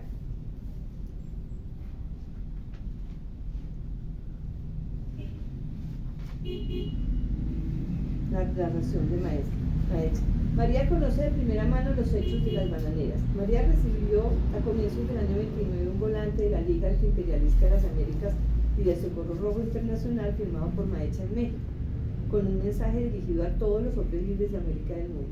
Se denunciaban los asesinatos de miles de trabajadores en Colombia, así como la alianza del gobierno de Abadía Méndez Rengifo con los banqueros de Wall Street, y se convocaba a todas las organizaciones antiimperialistas, obreras, campesinas, estudiantiles y culturales para ahogar esfuerzos y protestar. Bueno, María leyó la circular con sus compañeros del partido y la repartió en diferentes grupos de manera clandestina. Se detuvo con horror en la narración de Maecha, testigo presencial de los hechos, acerca de la persecución y crueldad ejercida contra los campesinos en los días siguientes a la masacre de las bananeras. Entonces leo un poco lo de Maecha. Los huelguistas que a la sazón permanecían dormidos en los vagones del ferrocarril fueron ametrallados. En las casas de los huelguistas penetró la soldadesca mandada por los oficiales para asesinar en sus lechos a algunos de los compañeros que se habían distinguido en el movimiento. En fin, las escenas escalofriantes que se sucedieron en aquellos memorables días y noches son inenarrables. Los trabajadores muertos y los heridos fueron conducidos en los carros de basura y enterrados en fosas que hicieron cavar a los obreros que cayeron prisioneros. A muchos de los huelguistas se les obligó a cavar sus propias fosas, donde fueron sepultados la mayor parte vivos. Bueno, sigue pues que eso parece, es que ni sigue. Más de 1000 muertos. Nunca se supo exactamente cuántos fueron los muertos. Se hablan de 1.400 trabajadores asesinados y más de 600 sobrevivientes que fueron encarcelados y sometidos a consejos de guerra. De ellos, 136 entre hombres y mujeres fueron condenados a 25 años de prisión. Bueno, a partir de ahí se disuelve, digamos, el Partido Socialista. El 25 de diciembre de 1928, la coordinación del Partido Socialista Revolucionario se había reunido en secreto en Bogotá. El motivo, la invitación a la primera conferencia sindical en Montevideo. Bueno, ahí cuento porque se disuelve el partido y, bueno, Ignacio se va y María, cuando ya regresan, pues realmente, bueno, Tomás está escondido porque Tomás pues lo encarcelan, bueno, se esconde mucho tiempo hasta que alguien lo vende y finalmente lo encarcelan. Y ¿en dónde? En el panóptico que era el actual Museo Nacional. El Museo Nacional. Era la cárcel. Y ahí contrae tuberculosis. Claro. Cuando sale se muere a los pocos meses. Alcanza a tener, vuelve como tiene una finca pues aquí como que se dedica a tener sus vacas, de sembrar y todo, pero pues no dura mucho más, ¿sí? Bueno, una cosa es que cuando les hacen este juicio, cuando ya llegan los famosos burócratas que montan se disuelve el partido, María, yo creo que es una cosa que yo resalto aquí, la dignidad y la coherencia y la entereza de ella, porque ella dice, no, yo no quiero pertenecer a un partido que no me representa, y ella se retira, y a ella le contesta una carta pues muy larga al secretario de ese momento del Partido Comunista, y hay una parte que ella dice que me gusta, dice: María reconoce su error al pretender hacer un movimiento sin preparación de las masas. Perdón, otra cosa que yo me di cuenta en toda esa defensa es que María realmente conocía muy bien el marxismo-leninismo, o sea, ella realmente había estudiado muy bien todo, pues, y todos sus argumentos, conocía muy bien todo este pensamiento. Dice, María reconoce su error al pretender hacer un movimiento sin preparación de las masas, pero no acepta el calificativo de puchista. Además dice, no está influenciada por nadie, ni siquiera por Uribe Márquez, pues ella tiene suficiente criterio. Dice, tengo en mucho al camarada Uribe Márquez y le profeso profundo afecto, pero esto no me movería a reconocer un error si no lo juzgara cometido. No me extraña que usted así lo crea, son estos resabios de ambiente. Entre nosotros se tiene por norma que la mujer no tiene criterio propio y que siempre obra por acto reflejo del cura, del padre o del amigo. Creo haber educado mi criterio lo suficiente para orientarlo, ¿no? Y ella es tan coherente, o sea, cuando vuelve Ignacio, que ella nos decía, Ignacio lo nombra el secretario del Partido Comunista y se viene a Bogotá, y él la convence de que se viene para Bogotá, y ella se viene, que para que como con grupos pequeños de pues como clases de marxismo, y ella alcanza a estar aquí un tiempo, no mucho, y dice no es lo mío, y se devuelve y se emplea, ¿sí?, en la imprenta departamental. Y entonces ella, claro, nadie la rechaza toda la sociedad de Medellín, todo, pero ella, pues los obreros van y les llevan las gallinas y les llevan todo, y ella muy digna se mantuvo pues hasta que ella después se retira realmente y vive muchos años, porque ella muere en el año 67, completamente retirada sí, e incluso ella termina un poquitico, sí, y vuelve al espiritismo, ¿cierto? Al final de su vida. No, no tanto. no, pero ella pues termina como enlagunada, parece ser pues según el diagnóstico como una especie de demencia senil, ¿sí? Y finalmente pues cuando se muere María Luisa, o sea, primero muere la Rurra, después se muere María Luisa, que era la que más se entendía con Ignacio, y Ignacio dice, no, yo no la puedo cuidar a ella, entonces cae como, pues se la lleva una sobrina, después otro, y parece que nadie ya pues como cercano al partido, ni nadie que no fuera como su familia, no la dejan pues que se acerquen a ella. Entonces ella muere realmente pues muy sola, ¿no? Pero no porque lo hubieran olvidado, sino porque no la dejan acceder a ella, pues. Yo pues aquí también me invento pues como que infiero cosas, como que ella intenta, porque él le insiste mucho que escriba sus memorias, entonces ella pues se encierra como a escribir y saca un baúl, y yo ahí aprovecho pues para sacar muchas cosas que quedaron como en el tintero, como si ella estuviera recordando con el baúl, pero finalmente y ella no vuelve a salir, entonces la hermana le deja el plato de comida, así le acordé una escena de Joel Dorley cuando le ponían el plato ahí y él se estaba escribiendo. Entonces finalmente dice, no, debe estar escribiendo, y cuando abren ella no está escribiendo nada, ella está ahí, pues, su explicación es como masiva, y entonces hay una entrevista que le hace incluso un poco antes de morir, que ella ahí dice María Cano murió, ¿sí? María Cano ha muerto, ella ya no, para ella es como un pasado que no quiere recordar, también como doloroso, ¿no?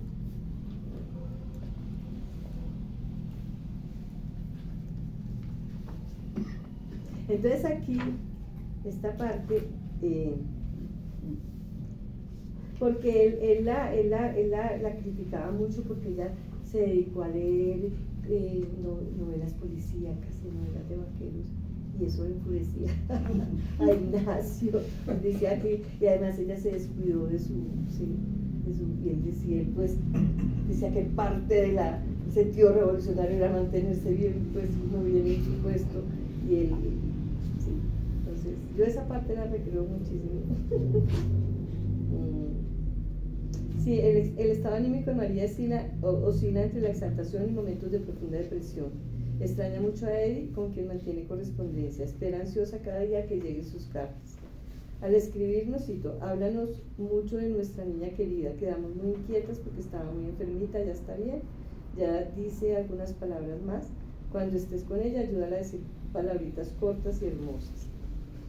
Su vocación pedagógica, su amor por los niños, la llevan a escribir a Eddie en detalle cómo debe comportarse con la niña, cómo irle enseñando poco a poco el lenguaje, demostrando un profundo conocimiento del desarrollo infantil, pero también se puede ver la idealización que se tenía aún en esos momentos de las bondades de la revolución soviética. Dice, Le muestras, por ejemplo, una flor y le dices su nombre, le muestras un juguete y le dices cómo llama, le muestras la luz y le dices que es luz. La niña es muy inteligente y prontico aprenderá. Y aun cuando creas que exagero, te digo que aprenderá también a decir tonterías si las oye y a tomar actitudes semejantes a las que será su ambiente. En los niños incluye aún más pequeños de lo que Anabel está, influye no solo lo que oyen, sino lo que miran. Por eso, en otros países, Rusia entre ellos, en las alcobas de los niños se cuidan de armonizar los colores y los objetos y la luz que los rodea. Es cierto que hay niños que se desenvuelven sus vidas en lugares poco adecuados o a veces terribles, y sus inteligencias y su almita se desarrollan en apariencia normalmente. En apariencia, porque tú lo sabes, como observador que eres, que hay vidas desastrosas porque su ambiente no fue propicio o porque fueron entregados sin acierto a gentes asalariadas que no se preocupaban de la criatura.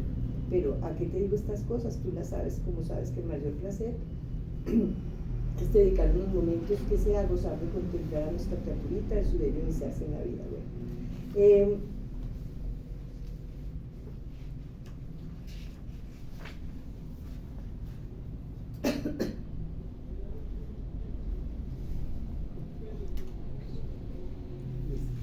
los estados anímicos de María fluctúan cada vez más con frecuencia y mayor intensidad.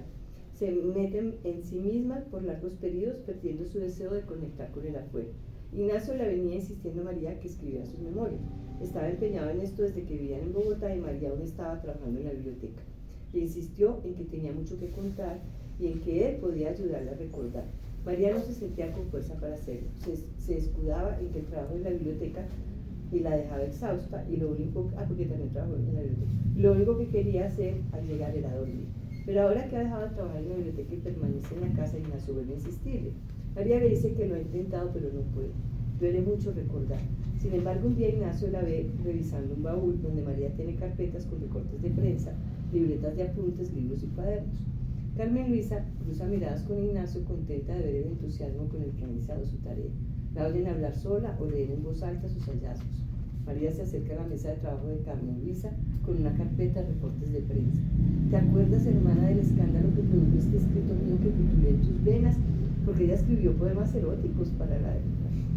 Entonces dice, tiempos aquellos en que el amor me poseyó con la locura de los años jóvenes. Escucha, la red laberíntica de tus venas tibias azules bajo la piel dorada.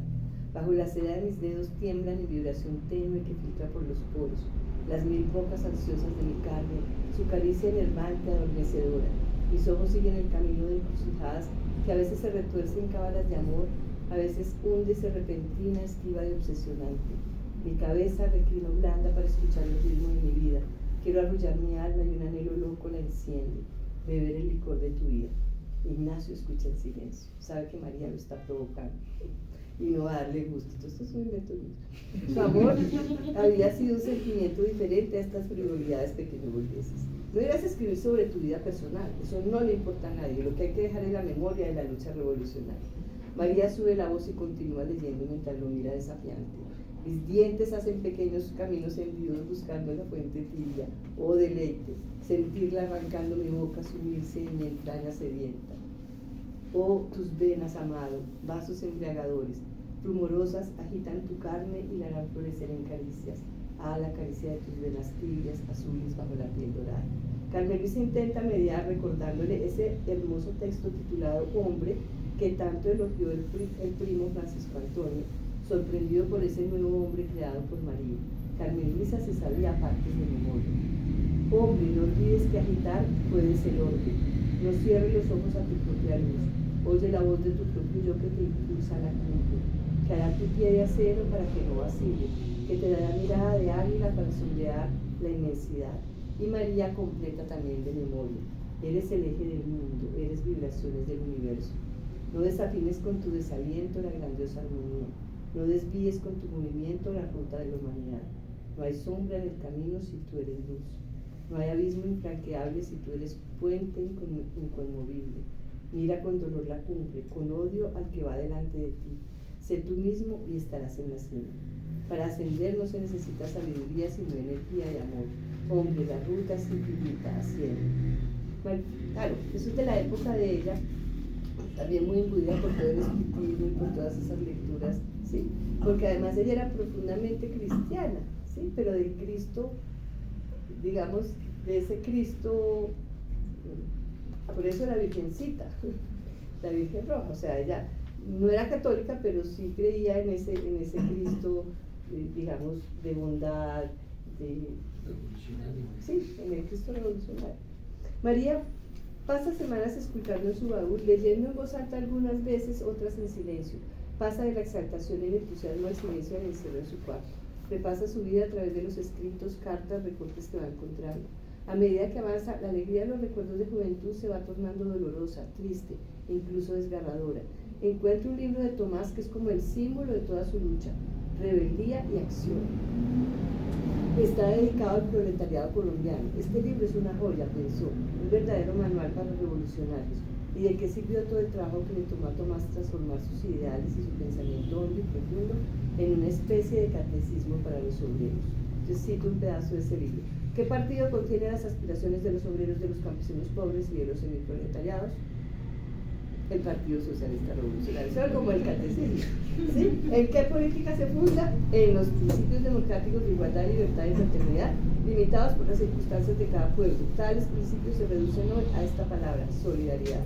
Si triunfase algún día la idea socialista en Colombia, veríamos la destrucción de nuestra actual sociedad. Para impulsar la renovación del sistema económico-social, sí habría necesidad de remover cimientos hasta ahora considerados como intangibles. Recordó tantas veces que estudió el manual con los obreros y obreras en la Casa del Pueblo. Se sabía partes de memoria, pues no solo compartía con Tomás sus convicciones y posturas, sino que estaba encerrada la esencia de una ideología socialista revolucionaria adecuada a la realidad colombiana. ¿De qué causas emana la injusticia? A ver, si saben la lección. De 3 a saber, falta de instrucción para conocer lo que es justo, falta de bondad para desearlo y falta de voluntad para cumplirlo. ¿Para qué sirve la policía? Es un cuerpo de incondicionales al servicio de los poderosos, para luchar contra los trabajadores. Su distintivo es la crueldad. El objetivo de su funcionamiento debiera ser la persecución de la delincuencia, pero ocurre que su mayor atención está en prestar apoyo a todas las bellaquerías de los magnates de la burguesía contra los obreros. Los agentes de ese cuerpo son también clase privilegiada. Ellos son hijos del pueblo trabajador, pero disparan contra este cada vez que los amos que los explotan les ordenan romper una huelga u otra protesta colectiva. ¿Qué es la Constitución de Colombia para los pobres? Un cuaderno inútil. Esa Constitución no declara las libertades y derechos del hombre, las declara ciertamente, pero eso no pasa de ser declaraciones infladas de pomposa retórica de que se ufanan los burgueses. A mí ese libro me pareció maravilloso, porque es un catecismo, pero para enseñar la doctrina socialista revolucionaria. María cierra el libro y cierra el baúl, no resiste, le duele todo, la traición, la sensación de haber luchado en vano, la ausencia de Tomás, la soledad, el encierro y sobre todo Ignacio. No quiere que la presionen, ni que la juzguen, ni la critiquen, está harta. Se promete no salir de su cuarto, se va a quedar encerrada hasta morirse. Pasan los días y María no sale del cuarto. Carmen Luisa le deja comida en la puerta y la recoge al día siguiente intacta. Ni siquiera se ha tomado el trabajo de recogerla. Debe estar concentrada escribiendo, afirma Ignacio. Carmen Luisa, preocupada, entra y la encuentra sentada en su mecedora con la mirada ausente. Ignacio le dice que la imaginaba escribiendo. ¿Dónde estaban las memorias? Le pide que le lea lo que ha escrito. María lo corta tajante. No hay nada escrito. María calma, muere. Entonces, así. Y ella finalmente muere el 28 de abril de 1963 a las 6:30. No muere Carmen Luisa. Y después ella muere en el 67. ¿Sí? Paradójicamente es velada en el Directorio Liberal de Antioquia y sepultada en el cementerio de San Pedro al lado de sus padres y de sus hermanas María Antonia y Carmen Luisa. Sobre su tumba se escribió: María Cano Márquez, abril 26 del 67, la flor del trabajo, impuso la jornada de los 3 horas. Ignacio se va a vivir a Palmira, donde abrió la librería, ¿sí? Y entonces hay un texto que él escribe porque se entera ya que María murió, ¿no? Y ahí escribe la biografía. ¿Ah? ¿O ya la había escrito? No, ahí escribe la biografía. No sé si hay pregunta. No, pues que ya.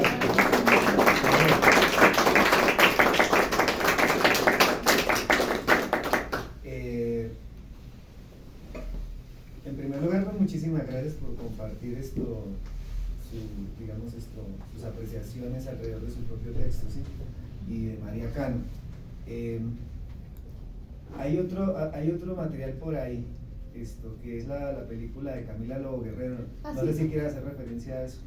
Pues Camila fue muy generosa conmigo porque cuando yo estaba escribiendo la biografía, yo pues la llamé, me inicié en su casa y me entregó todo lo que ella tenía de recortes de prensa y de todo.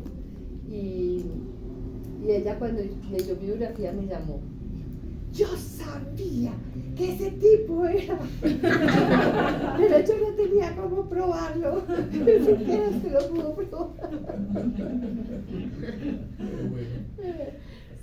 Sí, la película muestra una parte, sí, lo que pasa es que una de las, pues, como no hay mucho de ella, entonces de María, entonces yo lo que sí quise, y no sé si lo logré, es como ver cómo se va formando una mujer revolucionaria en este país en esa época, o sea, cómo fue su transformación, porque en la película eso no aparece, o sea, ella aparece ya, sí, entonces uno dice, pero ¿de dónde salió esta mujer que de todas maneras, sí, no estaba metida tampoco entre políticos, o sea, sí, sus educadores, artistas y todo, de dónde sale su fuerza y su convicción, digamos, política revolucionaria.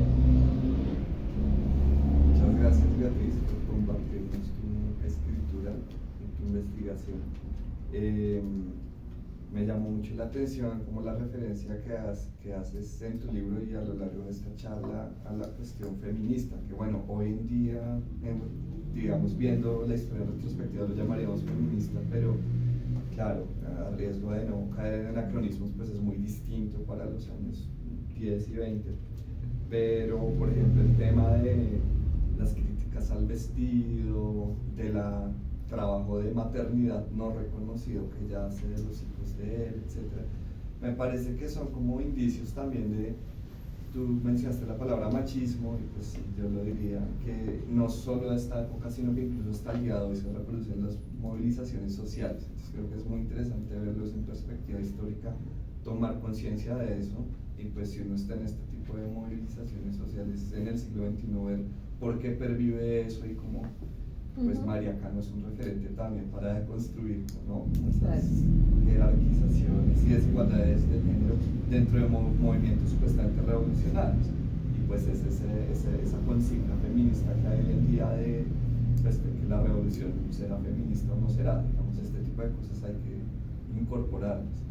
Y te quería hacer una pregunta, yo soy historiador, y los historiadores e historiadoras también inventamos y también hacemos inferencias y también escribimos narrativas literarias, pero pues hay una gran tensión también entre historia y literatura. Yo quería preguntarte pues cuál es tu experiencia, cuáles son las dificultades y los retos de hacer en una investigación histórica, en una investigación de archivo para escribir una biografía novelada o una biografía pues que tiene espacio también para la ficción, pero al mismo tiempo cuáles son las potencialidades que tiene este ejercicio. Yo también pensaba en la película, en otras formas de representar la historia, ¿no? Desde el cine, desde la biografía novelada. Recordé, no conozco tu libro, seguramente lo leeré ahora, pero recordaba mucho la novela la biografía de Elena Poniatowska sobre Leonora Carrington, que se llama Leonora. Entonces creo que hay muchas resonancias con tu libro. Pero pues sí, como que permite esto, y yo lo pienso también como un historiador pues preocupado porque mucha gente no le interesa la historia y se acercan al pasado, es a través de esto. Me parece muy valioso, me parece una forma de construir memoria. Digamos, yo conozco la historiografía que existe sobre este tema, creo que sí le ha dado espacio a las luchas de los años 20, ¿no? Y pues, obviamente historiadores como Mauricio Archila o historiadoras como Luz Ángela Núñez han trabajado mucho esto. Desconocía que en el movimiento social y desde esa época, los años 20, hayan quedado tan marginalizados, porque para mí como historiador obviamente esa época es muy importante. Entonces, bueno, creo que es muy valioso el cine, la literatura, todo esto. Quería preguntarte cuáles son los retos o las dificultades que tuviste y cuál es la potencialidad que hay acá que de pronto no hay en la historia que escribimos los historiadores. A ver, retos muchos, porque cuando yo estaba escribiendo este libro, yo tenía pesadillas, yo decía, me estoy metiendo con los comunistas, los historiadores y los paisas. De los clanes de Claro, yo decía, Dios mío, entonces tenía que tener mucho cuidado, ¿sí? En todo lo que decía y cómo lo decía, porque yo decía, Dios mío, aquí me van a crucificar entre los tres, o sea, no puedo tener error porque inmediatamente vienen y claro, pues sí. Entonces, yo he sido, pues en las biografías que yo he hecho hasta ahora, o sea, la de Pombo, la de Policarpa, esta, y ahorita acabo de terminar la de Teresita Gómez en vida, que es otra experiencia, pero igual muy cuidadosa en este caso de las fuentes. Aquí me vi con mucho dilema porque yo no he sido una persona militante, o sea, yo no he estado metida en... Y entonces yo leía esto y yo decía, ¿a quién le creo? Porque aquí depende de quién esté contando la historia, ¿sí? O sea, aquí hay 3 versiones de este mismo hecho, ¿qué hago? ¿A quién le creo? Entonces, a mí me costó muchísimo esfuerzo eso, pues me sirvió mucho, también aprendí mucho, pero me costó mucho como, sí, desentrañar la parte como histórica y desde una perspectiva pues como que te diera también la razón a los personajes que estaba yo recreando. Pero me gusta la licencia poética, bueno, yo tengo formación de literata y no de historiadora, entonces, pero me encanta la historia, entonces me gustan esas inferencias porque yo trato de hacer lo que tú decías, o sea, de hacer literatura, pero desde algún dato histórico hay ahí que yo infiero y recreo. Sí, no es un invento así, sino que es como un pie en la ficción y un pie en la realidad y en la historia. Está uno todo el tiempo entre eso y hasta dónde me puedo volar aquí un poquito y hasta dónde no. Sí, es un poco uno de los mayores retos, ¿no? Me parece importante estos ejercicios es porque les llega a mucha gente, o sea, porque de todas maneras leer historia tampoco es tan, no a todo el mundo le gusta leer historia, ni, sí, y a veces los historiadores, con perdón, se vuelven muy, ¿sí? Entonces, pues yo digo que bueno, además porque la literatura nos permite como el foco más, ¿sí? Como mirar un poco en detalle, no solamente las atmósferas, los ambientes, sino un poco meterse un poquito dentro de los personajes y como esa parte más humana, digámoslo así. Entonces, porque no es una explicación del que está muy bien, es muy válido en el discurso histórico, como bueno, la explicación de este fenómeno, de este hecho, sino que aquí, bueno, es como mirando qué pasa con los seres humanos que están en esa historia, ¿sí? Cómo viven eso, cómo lo sienten, qué consecuencias tiene en su vida, cómo, ¿sí? En su vida cotidiana. Entonces, esa mirada a mí me parece tanto fascinante para leerla como el reto para escribirla. Está esa biografía de Nora Carrington de Elena es maravillosa, y la de Tita Modoni también, sí, la fotógrafa. Pero es eso, es como ese que está como entre las dos aguas, pero humaniza muchísimo también la historia, ¿no? Gracias. Yo leí recientemente, no sé si has leído una novela también histórica de Mónica Lavín sobre Sor Juana Inés de la Cruz. ¿Ah, sí? Ah, qué bueno, me encanta Sor Juana. Se llama Yo la Peor, y la verdad para mí es un libro premiadísimo. Así que léanlo, por favor. Y de hecho Pero, hay una película dirigida sí, por María Elisa Benberg, Yo la peor de todas. Yo la Peor, y a mí realmente no me gustó, o sea, me parece que esa licencia, o sea, hay una delicadeza en la licencia de la ficción cuando se meten en el personaje y en lo íntimo y van mirando unos ambientes y unas formas y el chaleco, y digamos que yo creo que el chaleco está muy referenciado en lo que él era claramente, no sé, pero realmente a mí me dejó un sinsabor muy grande de esos atrevimientos literarios en torno a apropiarse de la vida de alguien que no está narrada en ningún lado. Eso es cierto, ¿sí?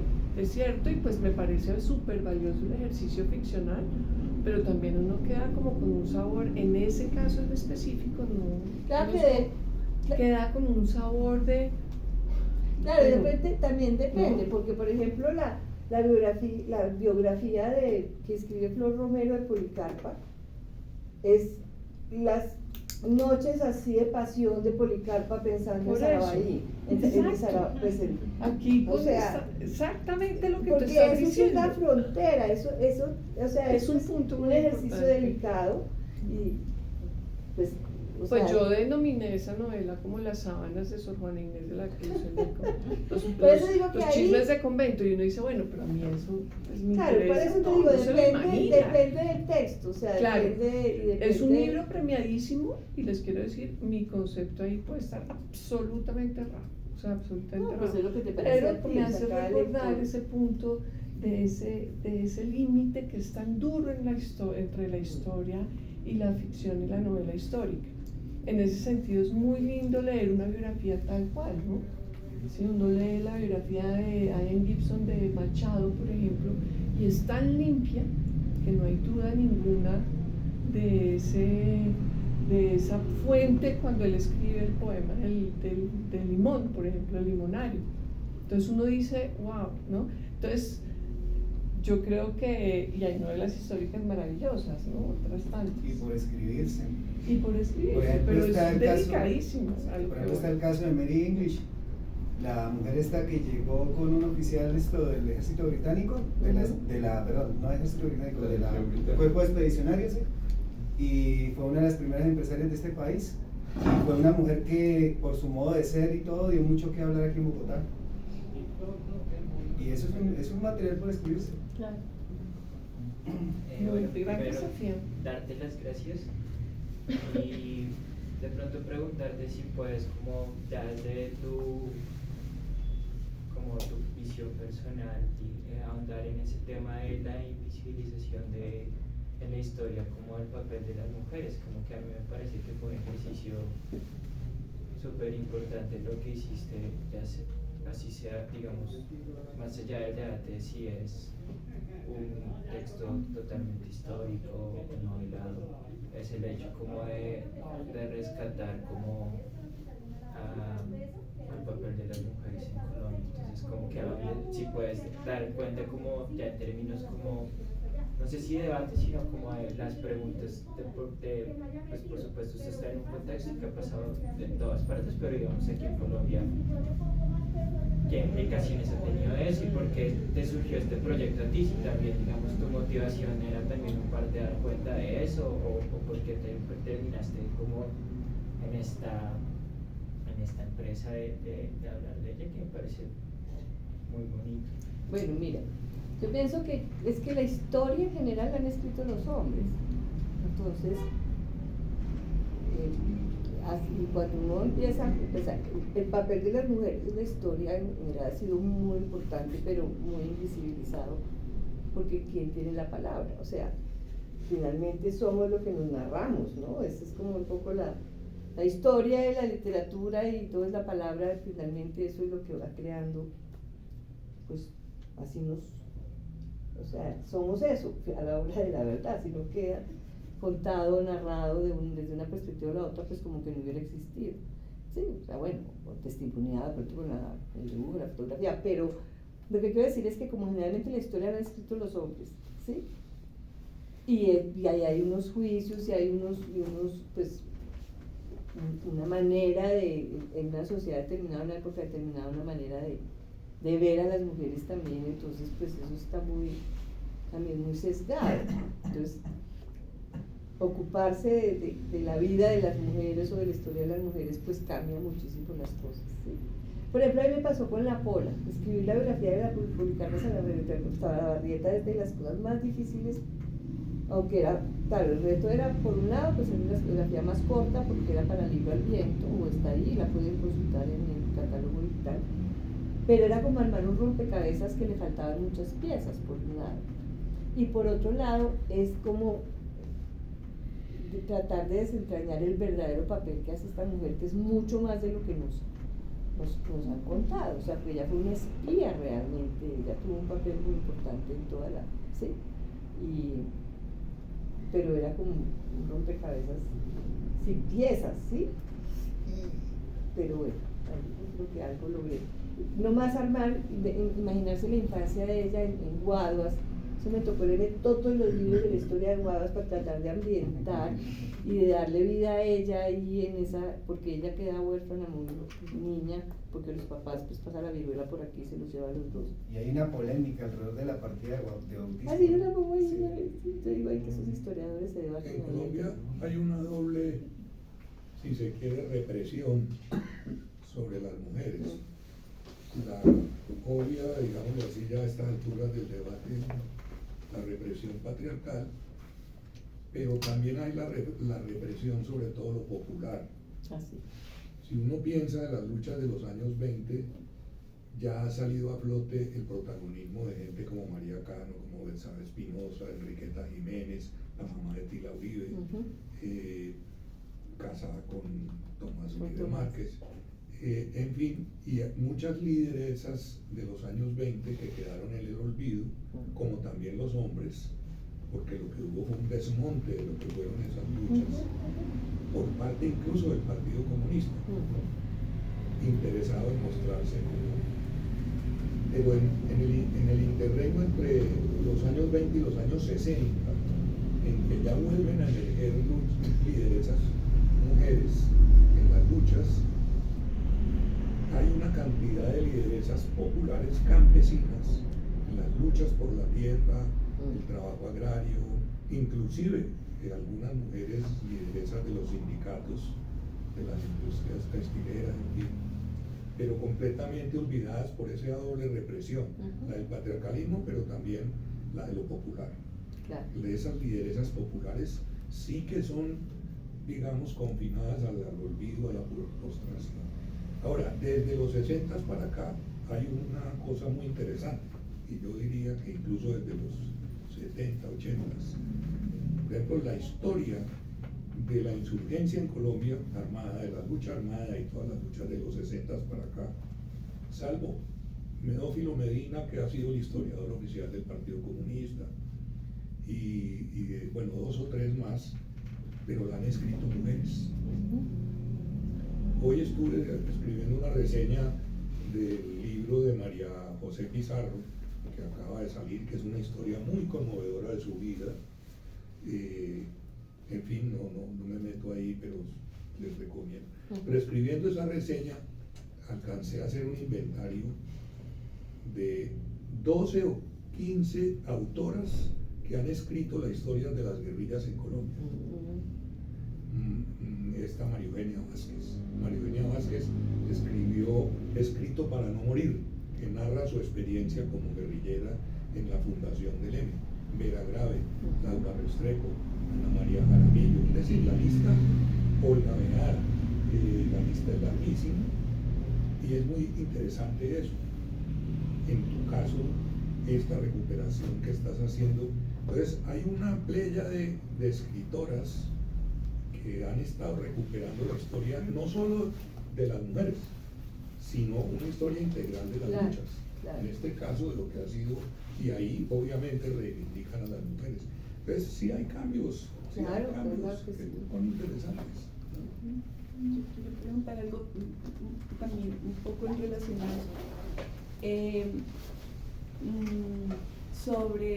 Sobre la documentación que hay, o no sé si el mismo Partido Socialista, o hay formas de acercarse un poco a qué le aportó en términos de ideas y de proyecto político María Cano al Partido Socialista, a las luchas, porque a veces parece que como que las mujeres también a veces son usadas como emblemas, ¿no? Es como, entonces es la flor del trabajo y hay como hizo esto, pero en términos de sus aportes hay documentos, hay no solamente históricos, sino, no sé, como para poder también seguir, y de otras, incluso de estas mujeres que ustedes mismos estaban mencionando como que fueron lideresas y que participaron en momentos de la historia importantes, pero para poder también seguir ese no sé, ideario de alguna manera, porque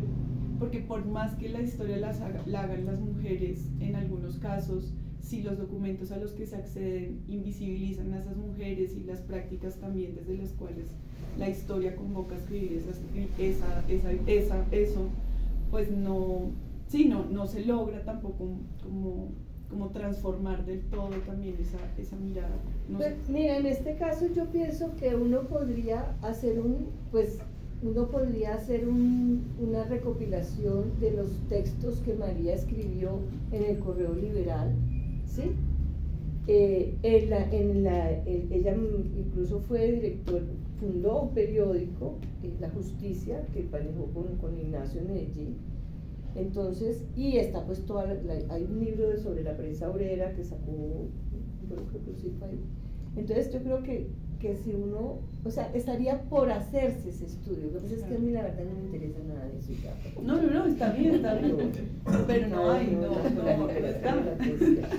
No, pero Hay gente sí, que lo puede hacer, buenísimo. no, pero sí, Claro. sí está por hacerse, o sea, sí estaría, o sea, no está escrito como un solo documento, pero es algo que le debemos, digamos, a la historia de este país, es hacer, solo con los escritos de María, la lucidez de esa mujer frente a lo que era el texto que tiene contra la pena de muerte, ¿sí? Contra el servicio militar obligatorio, ¿sí? Recuperar los textos que ella escribió también en La Justicia, en ese periódico. O sea, incluso en esa época hay mucha prensa clandestina, mucha prensa obrera. Yo creo que eso estaría por escribirse. Lo que me hace pensar como en Rosa Luxemburgo, no sé, que Claro. es como que ahí Rosa Luxemburgo llega a nosotros es porque hay un ejercicio de sistematización también de su pensamiento a partir de diferentes textos y bueno, y de quizá, obviamente guardando todas las proporciones, pero también de una intención de que se ha transmitido de forma más sistemática por parte de ella, quizá, pero cuando uno piensa también un poco en el feminismo y aunque pueda ser anacrónico y demás, pero la postura digamos, la mujer dentro de la política y las formas en que puso y que pone ideas dentro de lo político, pues es como muy interesante también, tanto para entender los momentos como para beber. Claro. Y cuando te escucho hablar de María o cuando veo el libro y cuando veo apartados de esos textos, digo, bueno, ¿y cómo reconstruir acá ese pensamiento también? Pero ahí hay otro tema, Paola y todos, que es la relación entre oralidad y escritura, tanto en la historia como en la política como en la memoria y como en la construcción de esas ideas fuerzas, de esos imaginarios y esas narrativas revolucionarias. Porque, por ejemplo, como nos lo ha contado muy bien Beatriz, si alguien estaba conectado con lo que pensaba la gente, era María Cano, que era una oradora pública, y de algún modo la función de, por decirlo así, de ese tipo de dirigencia política era esa circulación de ideas desde la gente del común y la configuración de imaginarios ya políticos que lo hacía en la tribuna, no necesariamente poniéndose a escribir. Claro. Y para no alargarme, también hay otro tema ahí, que es que muchos de los que escribían en realidad no eran tan creativos como podía ser ella, porque escribían era doctrinariamente. Claro. Se leían un libro que hacían en Europa de las ideas del anarquismo o de las ideas del marxismo, y entonces, como lo leyó ahora Beatriz, ¿cuál es el mejor partido? No sé qué, repitiendo como un catecismo católico, y eran los que escribían, ¿no? Entonces, en esa complejidad de los procesos sociales, ya la historia de la cultura y de la cultura política ha trabajado que esas fronteras entre lo oral y lo escrito, que ya es posible también hacer reconstrucciones, y ahí está la prensa, cómo registraba esos discursos. Claro. Entonces, es un tema ya de arqueología, Sí. no solamente de recopilación de escritura, ¿no? Sí, es muy jodido porque de pronto la prensa sí fue a cubrir estas giras en Ibagué o en no sé, pero esas luchadoras ya más anónimas y más populares que tú dices, o sea, es un problema del archivo y de cómo lo que no queda registrado es como si no hubiera existido, y eso es muy problemático. Exacto. Porque sí existió, es cómo hacemos esa reconstrucción hoy, es complicado. Y ahí la memoria oral es tremenda. Claro. Pero eso es labor de los historiadores. No, de verdad, eso es como para una tesis, o sea, buenísimo. Ay, ¿A por qué eso le es muy interesa eso? importante Claro. tener en cuenta la historia oral, la memoria colectiva como fuente Claro, histórica. claro. Y lamentablemente no muchos historiadores se toman eso en serio. Eso es cierto. Exacto. Que en eso es muy, lo digo con todo la gana, es muy brillante tu reconstrucción de esos detalles que son parte de la tradición oral, ¿no? El tema del vestido, el debate sobre el chaleco, porque el amigo Luis Tejada, el amigo de María Cano, pariente, en fin, era un cronista. Y ahí tenemos, era esencialmente el gran cronista de la cultura colombiana. ¿Y el cronista qué es? Es simplemente el escritor de lo oral. Es decir, no es el escritor letrado, sino el que recoge una oralidad y unos hechos y arma cuenta un cuento. Mira que uno, por ejemplo, para esa época, si uno, bueno, Loaiza, que recopila, es hasta pariente, recopila todas las crónicas de Luis, que estaban en la prensa, y uno se lee, y ahí puede uno darse cuenta cuál era el pensamiento de esa época, ¿sí? Porque Luis era súper luz y él recogía, no solamente hacía crónicas, como decía yo, de la vida cotidiana, sino de lo que estaba pasando en ese momento, ¿sí? Fíjate cómo se llamaba la columna de él, que es el título de la compilación de sus crónicas que hace Colcultura. Se llama Gotas de Tinta. Gotas, ¿no? De tinta. Es decir, ahí lo que interesa es la palabra oral, es narrar y la tinta goteando, ¿no? Es muy bonito, ¿no? Ustedes verán que por aquí yo cito una gran parte de las que era como, la cito porque creo que eso hizo parte de la formación del pensamiento de María, todas esas lecturas de las crónicas de él y de, ¿sí?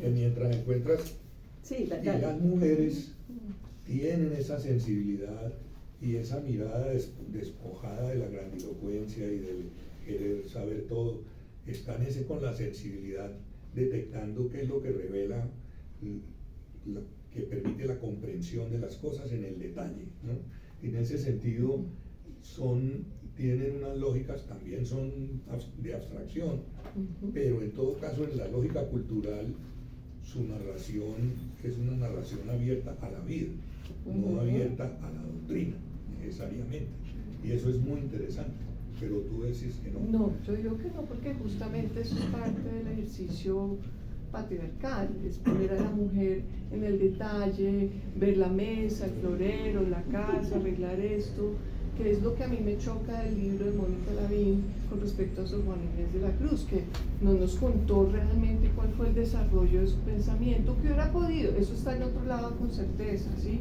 Pero ahí hay un ejercicio que hubiera podido ser muy interesante que alimentara su libro, al mismo tiempo que dice, ay, cocinado tan rico el pollo con mole, delicioso, pero pues realmente esa es una mirada también de pronto, puede que no, pero ahí hay argumentos para contraponer. Mira, por ejemplo, María seguía con cuidado aquellas crónicas que trataban temas sociales y políticos, las crónicas de Luis, pues las conversaciones con Tomás y las lecturas recomendadas por él, además de las discusiones en las tertulias, le iban despertando cada vez más la conciencia frente a la injusticia y la desigualdad. Comentó con Luis la crónica escrita en Barranquilla titulada Suárez el Sofista, donde denuncia la hipocresía y el cinismo del presidente Suárez frente a la represión violenta a una manifestación de artesanos en Bogotá el 16 de marzo de 1919, en donde hubo 7 muertos y 15 heridos. Lo que más le aterró a Luis fue la habilidad del presidente para defenderse, maquillar la verdad y diluir la culpa en un ejército al que le da pleno respaldo. Luis, en su crónica, cita las palabras del presidente Suárez. El señor ministro de gobierno no dio la orden de disparar, yo tampoco la di. Es natural averiguar quién la dio, pero si resulta que tal orden no fue dada, ello no debe hacer inexplicables los hechos, pues un militar armado tiene derecho a usar el arma que se le quiere arrebatar y de impedir con ella que se quebrante su consigna. No se da cuenta lo que fue ese régimen del terror de la hegemonía conservadora. Las manifestaciones se habían generado debido a que el presidente Marco Fidel Suárez decidió importar los uniformes de gala que el ejército iba a lucir en las conmemoraciones de las fiestas patrias. Los sastres convocaron a la protesta, que fue reprimida a bala. Al lado de los sastres marchaban las costureras y modistas de uniformes, agrupadas en la asociación conocida como la Maestranza. Este gremio representaba una parte importante de las mujeres trabajadoras, quienes empezaban a sentir que sus jornadas eran extenuantes y con poca remuneración. Luis le relató a María en detalle y lo que le cuenta lo de Betsabe y así. Entonces yo aproveché las crónicas de Luis como para poner ahí en esas conversaciones con ella, porque él sí era muy agudo en su... ¿sí? De pronto un poco para participar como como de las preguntas y el diálogo que está surgiendo a partir de lo que dijo Paola, que yo sí creo que igual sí puede ser interesante como hacer como una reflexión por escrita, de pronto una interpretación, unos análisis de lo que fue su vida y convertirla como en una elaboración de su pensamiento a partir de su vida, claro. Que eso me parece muy interesante, porque tú haces unos ejemplos muy revolucionarios que independientemente de quién fue la primera no dan cuenta de una persona como muy de avanzada. Digamos, lo que dijiste me pareció muy chévere, como posiblemente fue una de las primeras promotoras de lectura, entonces de pronto esa sensibilidad no la tienen tanto como, aunque puede caer en encasillamientos, pues digamos, el revolucionario hombre tenía otros propósitos, digamos, que para su momento de pronto no era su mayor interés, y la mirada de María Cano pues sí se da cuenta de unas preocupaciones que son muy importantes, que tú estás dando cuenta, y digamos, lo que tú dices que fue sensible como a la lucha de estas trabajadoras de la explotación sexual y todo eso, como que uno podría analizar su vida y dar cuenta como de la pensadora que fue, como realmente han sido todos los, digamos, encarna lo que han sido los pensadores, digamos desde la antigüedad. Los filósofos de la antigüedad no es que escribieran, eran filósofos de vida y eran sus alumnos los que después decían cómo estaban enseñando su vida. Entonces yo creo que tu texto inclusive sirve para entender un poco cómo es ella, y uno podría decir cómo sus acciones fueron revolucionarias y a partir de ahí generar escritos. Claro que sí, es cierto. Bueno, no sé, pues yo creo que les recomiendo que se la lean. Mira, esta última y ya. No, es que eso es que me dejó picada la pregunta de Paola, porque lo que Luis decía, María, conocida del saber, quien vivía a 2 casas de la suya, emocionada y solidaria, se unió a la gente que fue a la estación del tren a recibir al grupo de mujeres que volvían a Medellín a ratificar el acuerdo. Lo que Luis decía era cierto, estaba surgiendo una nueva clase social, los proletarios. María volvió a leer la crónica de Luis titulada Obreros, publicada en Barranquilla, en Rigoletto, el 9 de abril del 19. Alguien dijo que en Colombia, donde no hay capitalismo, no existe tampoco una clase proletaria perfectamente definida. Eso está bien, pero no significa que aquella clase no vaya a existir algún día, tal vez más cercano de lo que muchos pudiéramos creer. Este país va orientándose lentamente por una vía de industrialismo. Poco a poco las fábricas se multiplicarán, las maquinarias surgirán en los talleres, las empresas más diversas florecerán en todas partes, y esto traerá un aumento proporcional y correspondiente del elemento obrero y un robustecimiento del capitalismo, ya que la riqueza se irá presentando y concentrando. Entonces se hará una diferenciación perceptible entre esas dos clases que hoy apenas se insinúan vagamente. Esa diferenciación traerá la oposición lógica entre el proletariado y el capitalismo, y veremos en nuestras ciudades hoy silenciosas la lucha de clases, con los caracteres trágicos que asumieron un tiempo y asumen todavía en todas partes, en Buenos Aires, en Berlín, en Nueva York, en Petersburgo. Aún presenciaremos muchas jornadas de marzo, aún las ametralladoras y las bocas negras de los fusiles rugirán en las calles, y habrá más sangre y más lágrimas. Les digo yo, ninguno de los dos alcanzaba a vislumbrar el carácter visionario de estas palabras. ¿Ese es un texto de ella o de Luis? ¿O de... Ese es un texto de una crónica de Luis. Es que es brutal. Entonces, como ninguno de los dos alcanzaba, porque estaba, según yo, pues aproveché que estaba conversando con María y leía, pues, ¿sí? Ninguno de los dos ha alcanzado a vislumbrar el carácter visionario de estas palabras. A María le quedaron sonando algunas de las palabras de esa crónica. Los obreros y las mujeres constituyen las dos poderosas fuerzas sociales que se han definido. ¿Sí? Y sí, ahorita que tú leías lo de los fusiles y lo de los soldados que disparan al pueblo, es como quién dio la orden, ¿no? O sea, no puede evitar pensar en el presente. No, pues que con ¿qué? el mural de ¿Quién quién dio la orden, El o con 19, el 21, o con el catecismo también, ¿no?